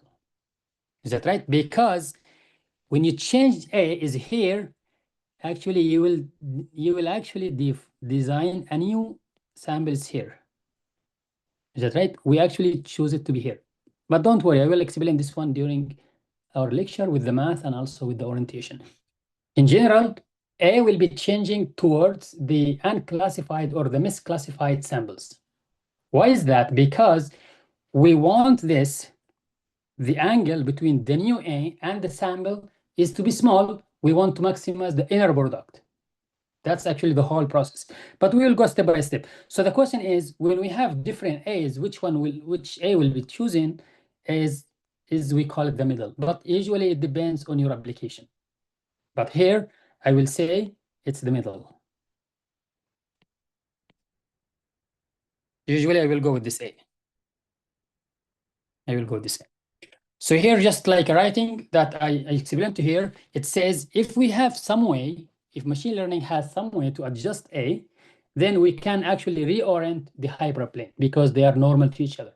Then the question is, what approach, what method do we need to care about A? How do we orient A? Then we need to have to build a model to change A. So now if we know or have some sample training data, and we know the class membership because we are caring about supervised learning, we do have the labels of each sample. We know that there is an error in supervised learning. When we do the training, machine learning knows there is an error because it classifies as omega-1, but in the fact it's omega-2. It will correct, and so on. Then we can test whether A is in a good position or not by calculating how many errors do we have if we choose A to be that way, or if we choose A to be that way. So we need a way to update this vector, weight vector A, such that we have 100% accuracy. Because we have linearly separable, we are actually optimizing, we are hoping that we will have 100% accuracy. Then if there exists a weight vector A that correctly all the samples, because it's linearly separable, we will have to call them as linearly separable. If the weight vector, this weight vector is called solution vector. It's one vector located in that region, in the feasible region. If you go back here, this is all the feasible region, and this A is just one solution. We call it a solution vector. Is that right? This is all what we explain. One more step. Before we jump to the machine learning model that we will explain, we will have to do one more thing. It's called normalization. The way that we learn normalization is a division. You divide by huge number or the maximum number. We normalize the values to be 1. That's normalization. Here, when we do normalization, we do have like a different meaning. Recall that all the samples are correctly classified if we have omega-1 for greater than 0 and less than 0 for omega-2. In this case, how many conditions do we need? Machine learning will need to have 2 conditions. Is it right? We have 2 conditions. 2 conditions. One is greater than 0, one is less than 0. Why we cannot make it one condition? Why we cannot make it one condition and then anything else will be misclassified? So how do we do that? There are many possible ways. The easy way that we can do is normalize samples from omega-2. I have this one, omega-1. Is that right? I have this one, omega-2. And I have my decision boundaries here. Machine learning based on this samples will have 2 conditions. Either greater than 0, we'll say omega-1, or this multiplication g of x, this is g of x, for the sample I is less than 0, it will say, okay, this is omega-2. The way that we are developing is we want to have only one condition. If we move this one all the way to the other side by multiplying it by a negative. If we multiply it by here, move it all the way here, exactly same as the samples, but we change the sign to be in this position, then machine learning will understand only one condition. That's actually the case for linear regression, for logistic regression, for all the possible classifications. Machine learning will care only about one possible condition, which is the case in our today, is the perceptron.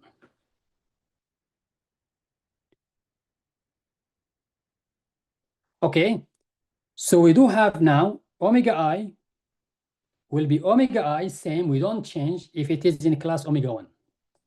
And omega I is minus omega I if it is in omega 2. So we change the sign or the polarity of those samples of omega 2. Now we do have only one sample, which is this. Is that right? So AT, YI, where YI now it's minus, less and minus, it becomes positive. Is that right? It becomes positive. So we will have AT, YI, this is always greater than 0, we know it, from omega 1. Now we have AT, YI for omega, it's less than 0 before, now it's AT minus YI, and it is indeed less than 0 and minus, it becomes positive. So now we have one condition. So the main idea of normalizing, instead of caring about two conditions, greater than 0 or less than 0, we will have to only care about one condition. Anything is beyond that boundary, above that boundary, we'll say it's correctly classified.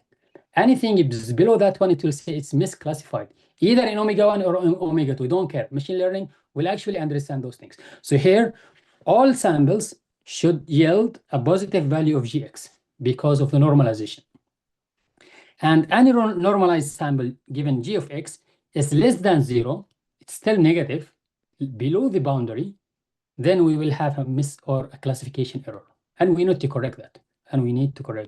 There will be some methods to correct that. I hope this normalization is clear. Let's see this orientation. This is one.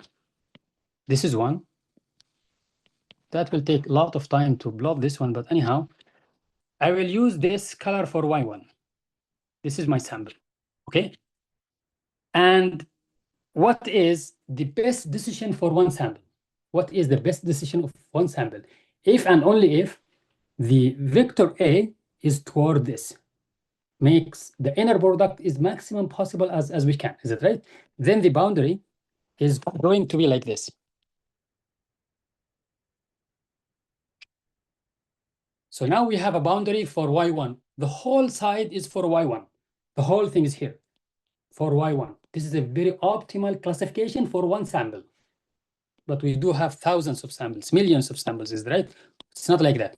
Machine learning is building it as one sample or a batch of samples. So we have Y1. We choose this one to be H of Y1. It's clear now, is that right? And this is the direction of A. I don't want to write A1, A2, A3. Just the direction of A towards Y1. So it means that Y1 will ask the machine learning model to say, okay, please like make A towards me to increase the inner product and classify. Okay, now if we have another point is here, I will call it Y2. But due to the normalization, I will say it to be here. Y2. So now I normalize it. I change the positive of Y2 to a negative, or the negative Y2 to multiply it again. It becomes here, Y2. So now we will have a new A toward this. Then the decision will be here. Something like this. It's not perfect, but something like this. This is H of Y2. You need to understand this. If you understand this, most of the machine learning models will work like this, especially the perceptron. Okay, now if you go back to the green one, I will say this is my decision for Y1. It's above my boundary. This is the decision of Y2. See, I'm trying to build it one by one, but machine learning will build it as batch, like thousands of samples at the same time. Now assume that we have another sample. It was here. It was Y3, but due to the normalization, I shifted to be here. It should be here, Y3. Let me give it a different color to make it very clear. Green, and this one is same. It's here, Y3, and I have Y3 is there. Then the A for only Y3, the vector for only Y3 is going to be here. Is that right? Then you might have a different way of doing this. This is my boundary. Assume that it's for Y3. Now we do have the intersection of all of those samples, and we say this is the boundary which it is the feasible region. The boundary is here, It's from here. Let me write it with the black color. It's here. It's all the way to here. Sorry, with the red line, not the yellow one, with this one. This is my feasible region. Any A located in that will actually classified 100%. Will classified 100%. Now you will choose A to be here. It's up to you. To be here, it's up to you. To be here is up to you. And that based on your algorithms that you will choose. Again, the steps is this. We draw a hyperplane, a region, a decision region for each sample. Is that right? And classify. Then we do this one for sample 1, 2, 3, like hundreds of thousands of samples, and we find the intersection, which in case you will assume it as an average. Is that right? The average region that will classify those one. So now if you choose this is your final A, then you might have this one is your new boundary. Is that right? But we don't want to go with this. If you go with this, then you will say, this is my decision boundary. It has to be normal. This is my decision boundary. This is the final H that we have. So now everything of those samples are above H, making ATYA, YI is greater than 0. There is nothing here. There is nothing here. This one is already shifted. This one already shifted. So now in the test, when we have this H, you will be classifying with 100%. You will be classifying with 100% if the data is linear. So let's write the steps. First of all, what is this? First of all, you create half space for each sample. Then you take the intersection. You will have my clean notes. With this. You will take the intersection, and the solution vector is located in that intersection. If you have any question, please ask. If not, then we can move forward to the optimization. So now, how to select A? There are two positions.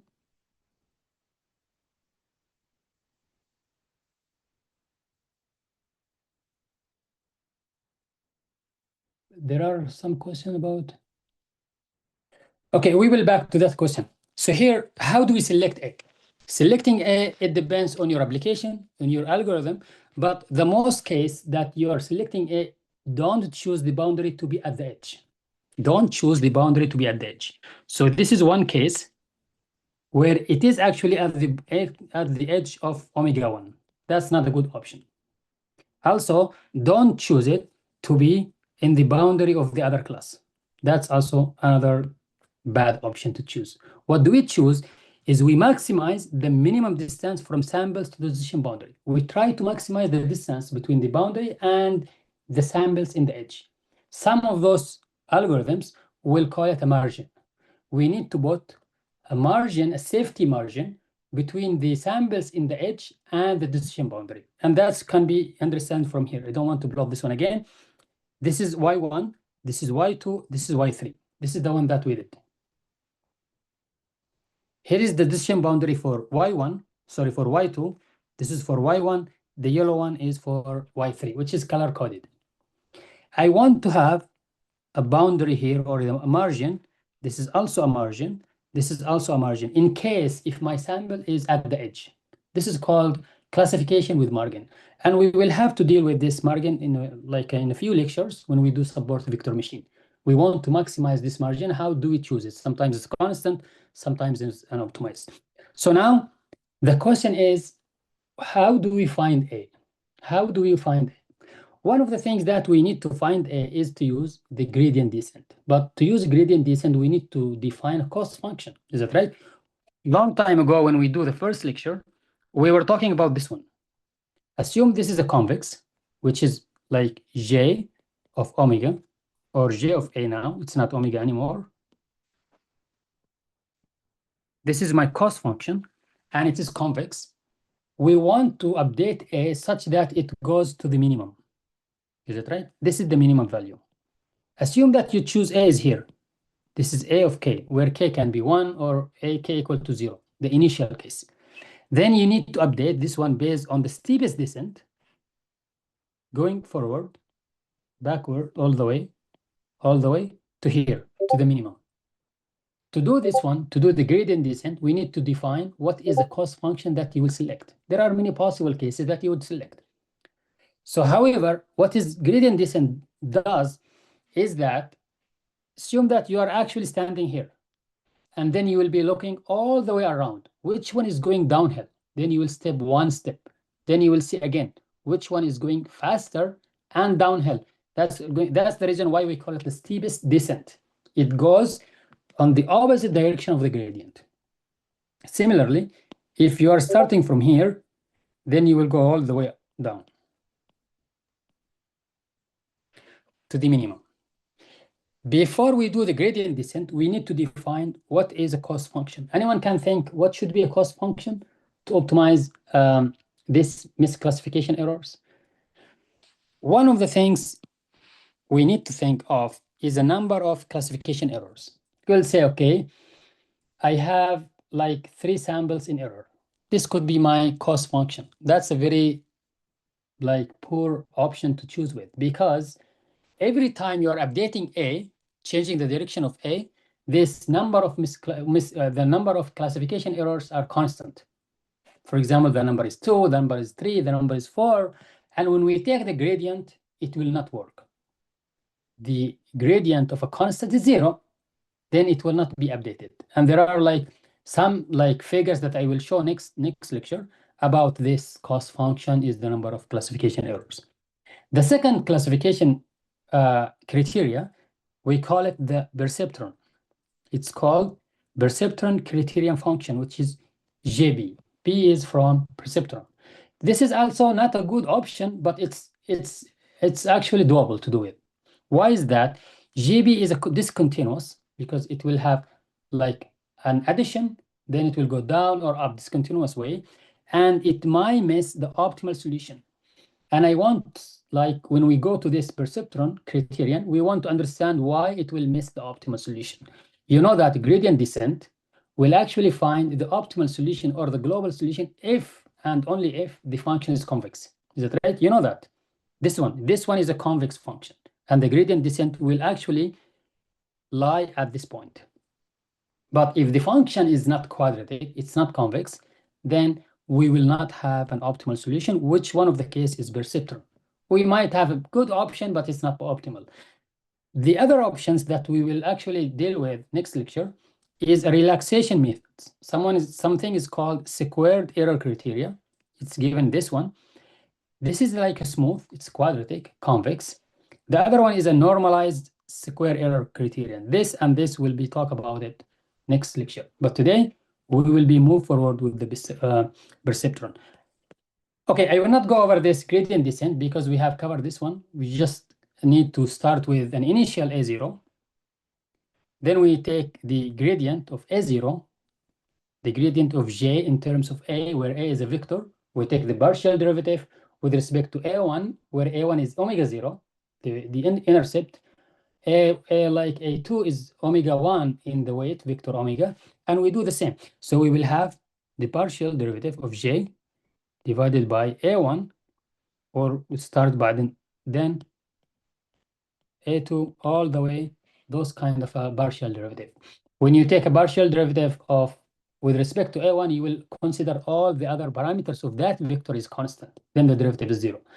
We had covered this one before, but please review that. And this is the updated criterion, where this J can be J of A, number of classification errors, which is a bad choice, or it is JB of A, perceptron, that I will explain in a few seconds, or JQ of A, which is the square error, or it can be JR of A, which is the normalized square error. Each one of those has a different variation and has a different optimization technique to go with. I will go with the perceptron criterion function, that's JB of A. And you can read this one again. So here is for the number of misclassification error, it's said it's a constant. This is 2 samples in error. This is 1 sample in error. This is 1 sample, 3 samples in error, 2 samples in errors. Based on the updating of A, you will get a number, and the derivative is kind of 0. It will not change. This is not a good option to go with. So let's focus on perceptron criterion function. J of B as a function of A, where A is a weighting vector. This is our guy. A is our guy that we need to update to minimize this cost function, perceptron criterion function. It defines to be like this. J capital, B is perceptron, function of A, which is a summation over Y of A. I will define this set with this function, with this like quantity. Is that right? So now Y of A is a set of the misclassified samples. Is the set of the samples who has misclassified error. Is that right? Those are in errors. And if no samples are misclassified, means our decision boundary is good, A is good, we don't change. Is that right? Then G or J, B of A is equal to 0. If this set is empty, we don't have any misclassified samples, we don't update A. But that's not the case. There is always an error when we do training. Is that right? This is one case. The second case, if sample yi is misclassified, means the multiplication is less than 0. And we don't want that. We already shifted all the samples to be above the boundary. Is that right? If there is one less than 0, strictly less than 0, then there is a misclassification error. If it is equal to 0, it's on the boundary and we don't classify. Is that right? The question is, if there is an error in one of those samples, we need to pay the cost. We need to pay the cost for that. We need to orient A such that it will now classify that sample correctly. And that cost has to be positive. That's the reason why we have this one is less than 0, and this is minus and less than 0, minus and negative is positive. ATYI has to be greater than 0, the summation. We don't pay a negative cost. We always go with a positive cost. So now if you take the gradient of this one, the gradient is just a derivative of AT transpose YI, which respect to A. If you take the partial derivatives with each of those parameters, A1, A2, A3, you will get it only minus YI. This will be cancelled. That's the derivative. So now let's write our gradient descent algorithm. Where is it? It's here. Okay, so now let's update those A. A of K plus 1, where K is the number of iteration. It's A of the previous one. It's a vector minus sigma, sometimes we call it delta. It's a learning rate at K. It can be fixed or it can be optimized, as we did in the first lecture. We said it can be 1 over K.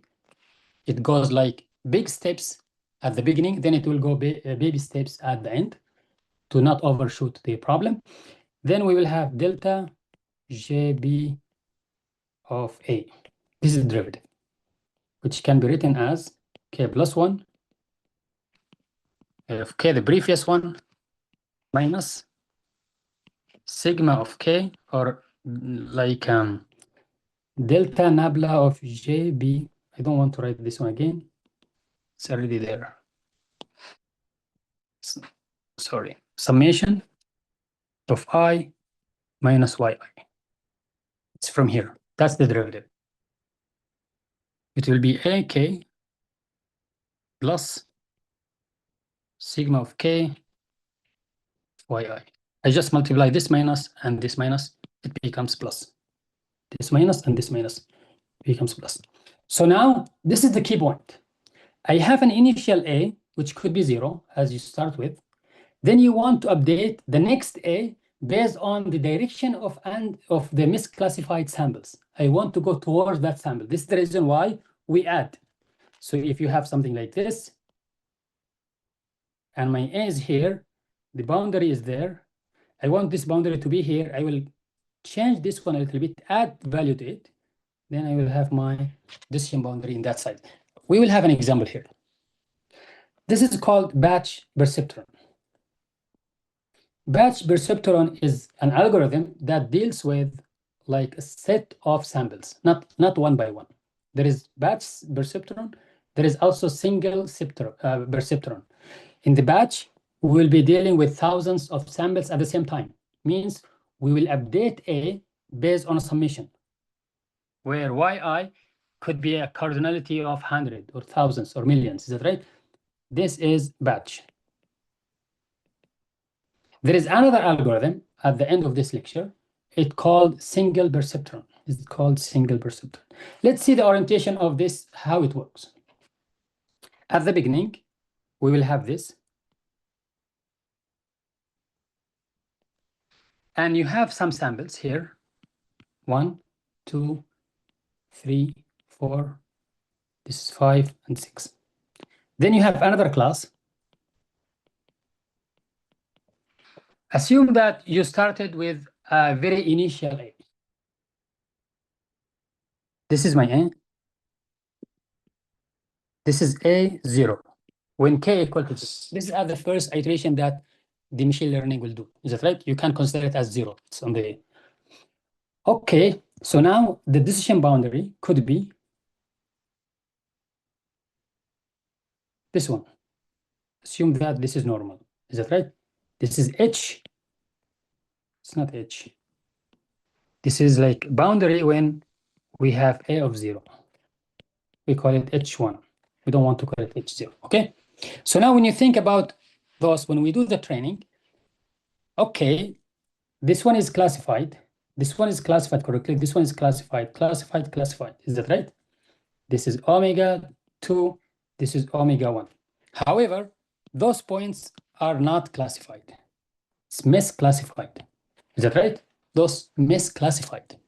So what do we need to do? You will update A. Then we will have a different A. It might be this way. It not might be, it will certainly be this way.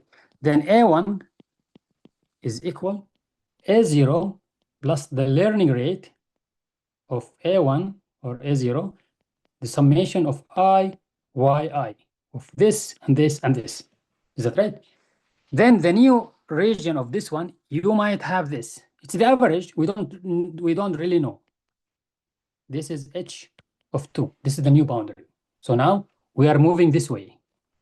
What do I say is we are moving towards the misclassified samples to be classified correctly. This is actually how the training process will do. Is that right? Even if you move this one is here, it will do the same process. It will move all the way. And then when you do the testing, it will be same as that. So now we still have this one and this one in error. So now we have a subset of misclassified errors, which is 2. Is that right? Then we will have this. I will shift this one again. This will be A of 2, which is A of 0 plus delta I of I. Here is 2. We have 2 samples. This sample and this sample. Then we will be plotting this one, normal to it. Then if they are still, we keep moving. We keep moving A until we have an empty set of this. Until we have yi is equal to 0. When we have an empty set, then A will not be updated. Is it right? That will be A1, A0, A1, and so on. This will be A1s. Thank you. Yes. No, it's just like an error here. It will be A1, just the previous case. So we will have A2 is equal A1 plus gamma I yi. In this case, we have 2 samples. This is 1, and this is 2. When we have 3, that will be 2. Anyhow, this is actually how we do like the classification using perceptron. The question is, what does it mean to move that misclassified samples? What does it mean?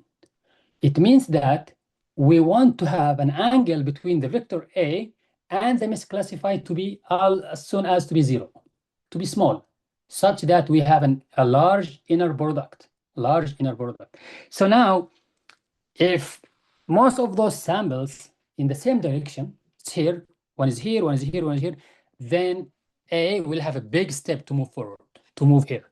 But if we have something is here and some of them are here, they are not misclassified, then A will be going step, because some of the samples have that direction, some of the samples wants the other direction. Then it will take the average. But if they are condensed in one direction, then updating A will be very easy and machine learning will converge quickly. So in practice, is there anything we can do to see if our data points are linearly separable, because they could be arranged in... Okay, so in what you need to do is, for this, try with a linear discriminant function, which is linear, or try with a linear regression.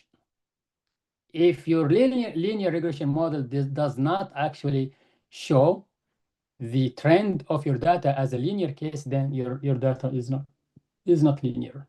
So A2 doesn't move based on A1. Yeah, that's actually true. Yeah, thank you guys who are following this. Okay, so now let's take a practical example, like a working example that we want to understand the perceptron.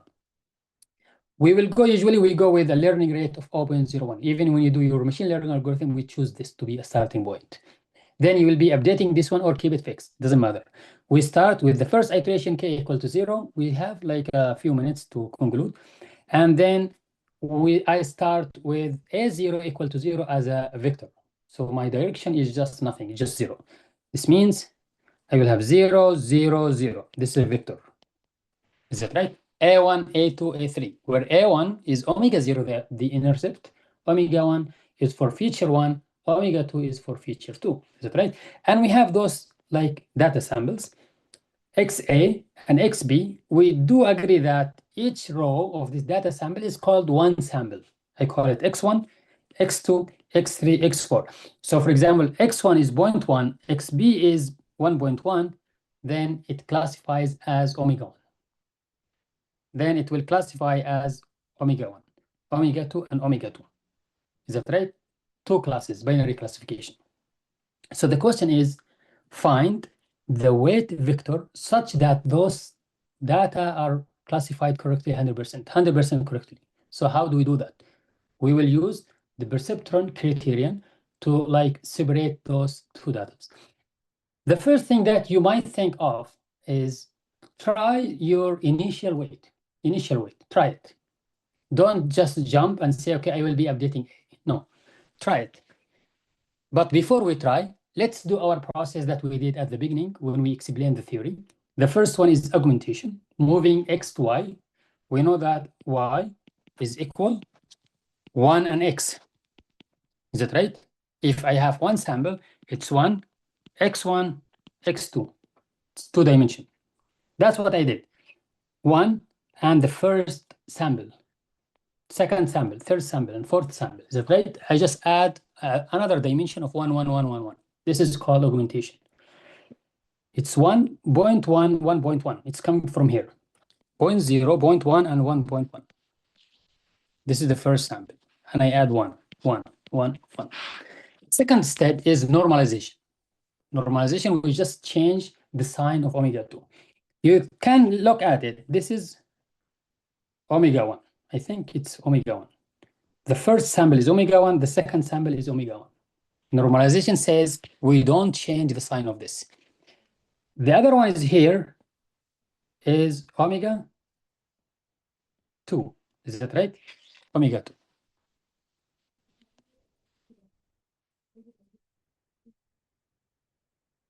Yes. Why it deals with all samples together? Yes. So, but anyhow, you can consider this one as y1, this one as y2, a new sample in higher dimension, y3, y4. Y will have the same representation as x, but it adds one dimension. Why is that? Because we want to have a homogeneity form of the boundary. Is that right? So now we have 1, 7.1, 4.2. You change. We will have -1. Let me see here. -1. This is minus. You change the sign. This is minus. And you will have here is minus, and this is positive because here is negative and here is negative. We don't change. So we change the samples of omega 2 from positive to negative, negative to positive. We just multiply by a negative. I multiplied here because it was positive. It was positive. It was positive. This was positive. Here it was negative. I multiplied again by a negative. It's negative. And the same thing is here. Okay, those are augmentation and normalization that you need to do before you try your gradient descent algorithm. Is it clear?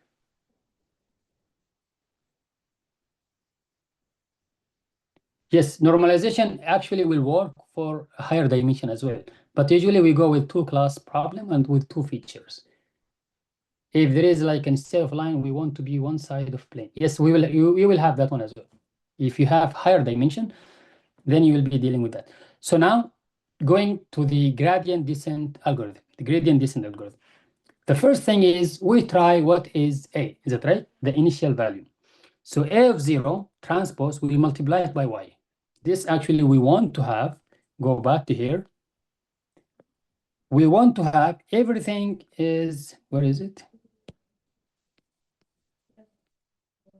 We want to have everything is greater than 0. We want to have everything is greater than 0. It's above the boundary, is it right? Let's multiply the first initial weight with Y.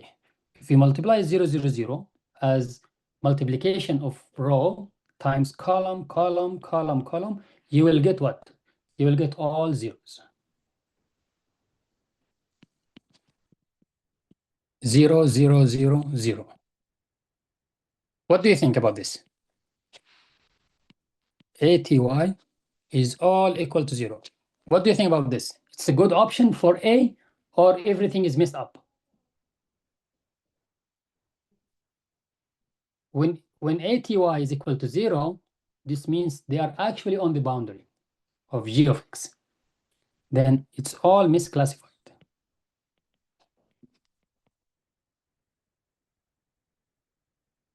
For correct classification, we assume that at the beginning it's ATY has to be greater than 0. It's only on one side. Other than that, it's misclassified. This is misclassified. What we need to do, we take the gradient. The gradient is just a summation of minus y.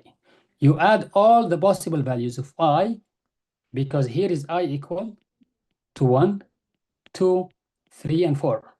All of them are misclassified. Is that right? You add them, you will get a value here. If you do the calculus, I think it's 0, minus 1.2, and minus 8.3. Now we update.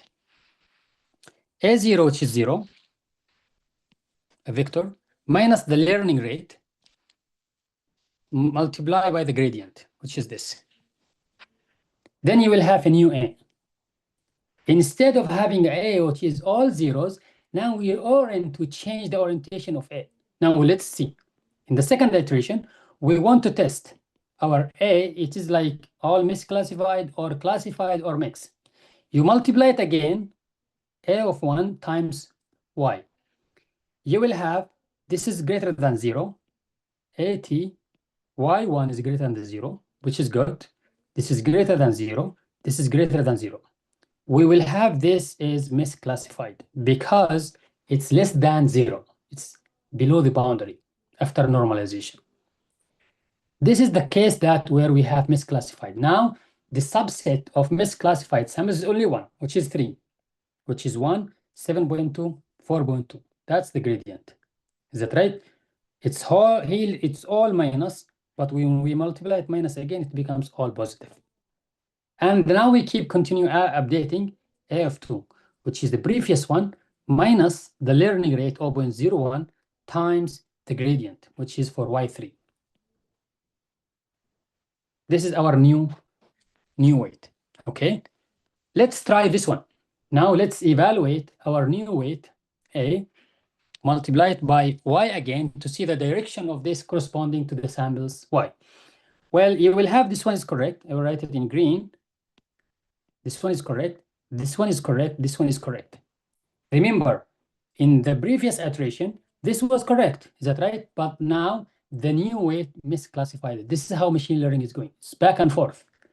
Okay, this one is misclassified now, which is Y2. I will have to go and find the gradient of this one, which is just minus Y2. There is no summation.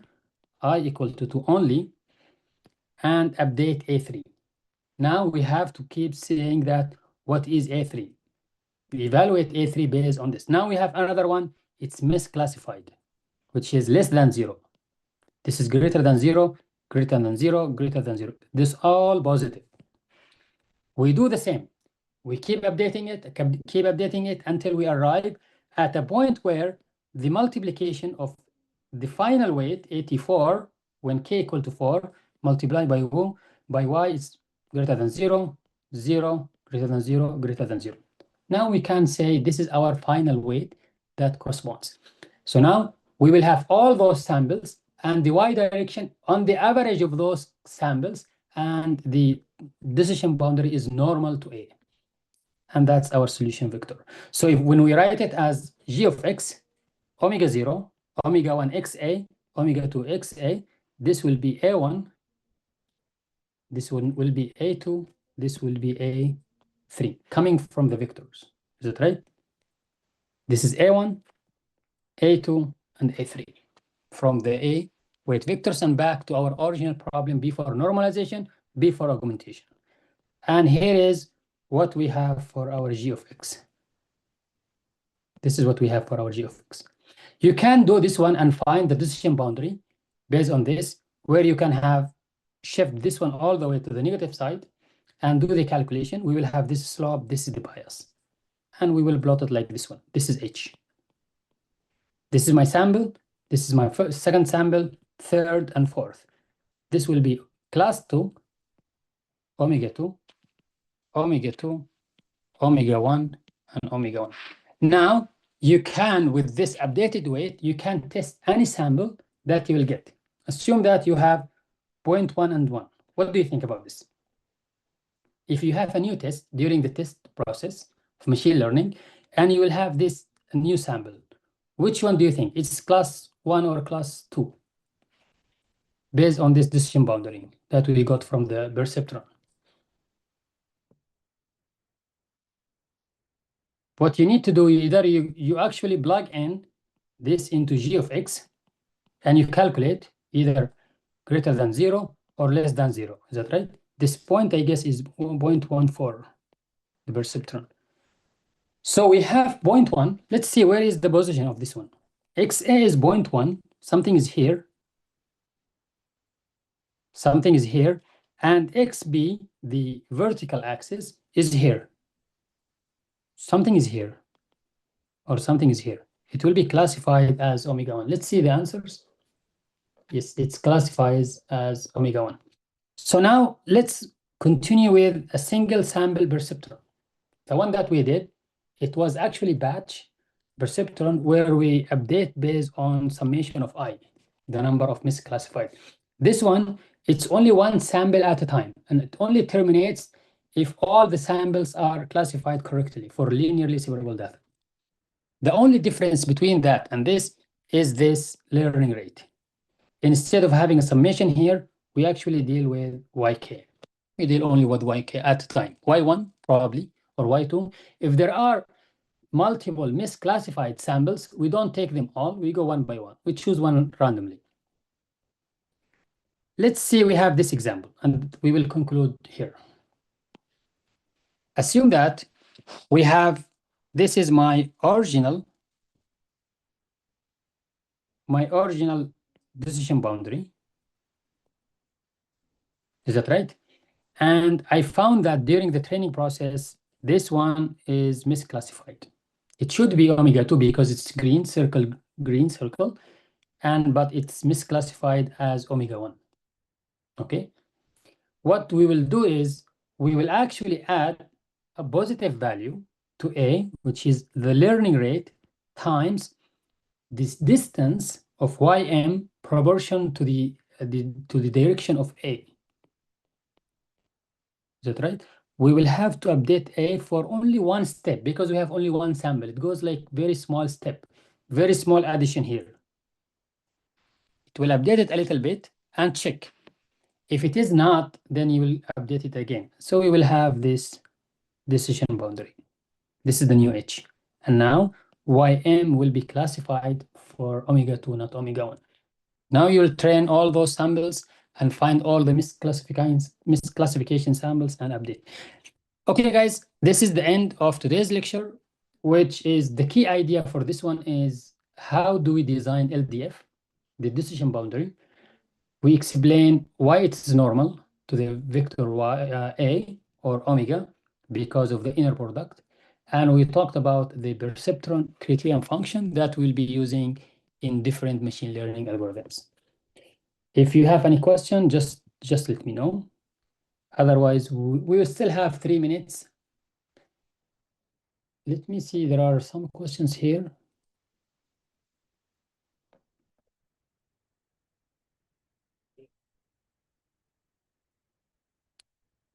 Could you share this? Okay, so it says, I missed the first 2 hours of this class by error.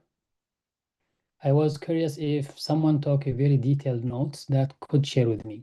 So if anyone is writing after me, taking a lot of detailed notes, please, you forward it to your classmate. His name is Ahmed Hafian, and that actually his email. So if anyone is writing, anyone wrote my lecture today, and it's in clean way, in very details, this classmate, your classmate is asking if you can share your notes. I will send to everyone.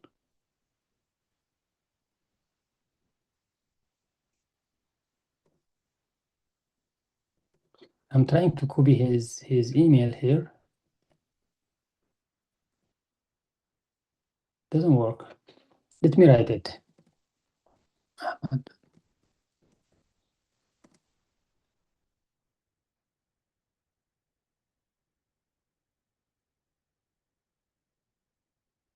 So Ahmed dot.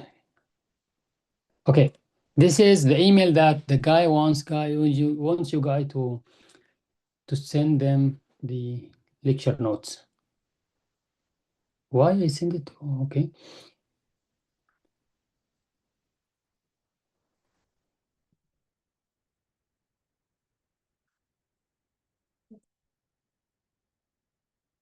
Okay, guys.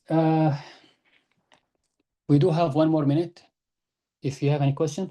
So please go like in details with this lecture. Try to understand the thing that you didn't get during my lecture. This one is very important for the midterm. Yeah, this lecture will have.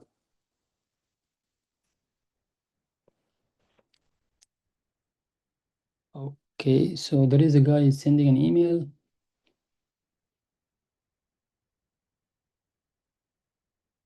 Okay, there is also another guy who wants the notes for from lectures 1 and lecture 2.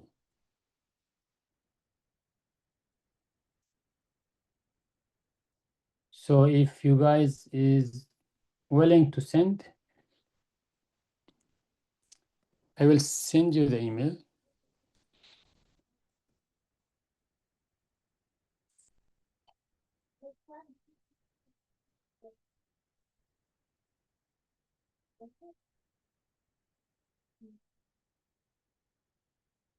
At toronto.mu. This is small.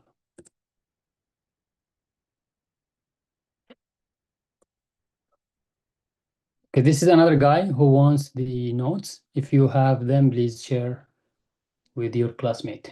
And thank you so much for sharing.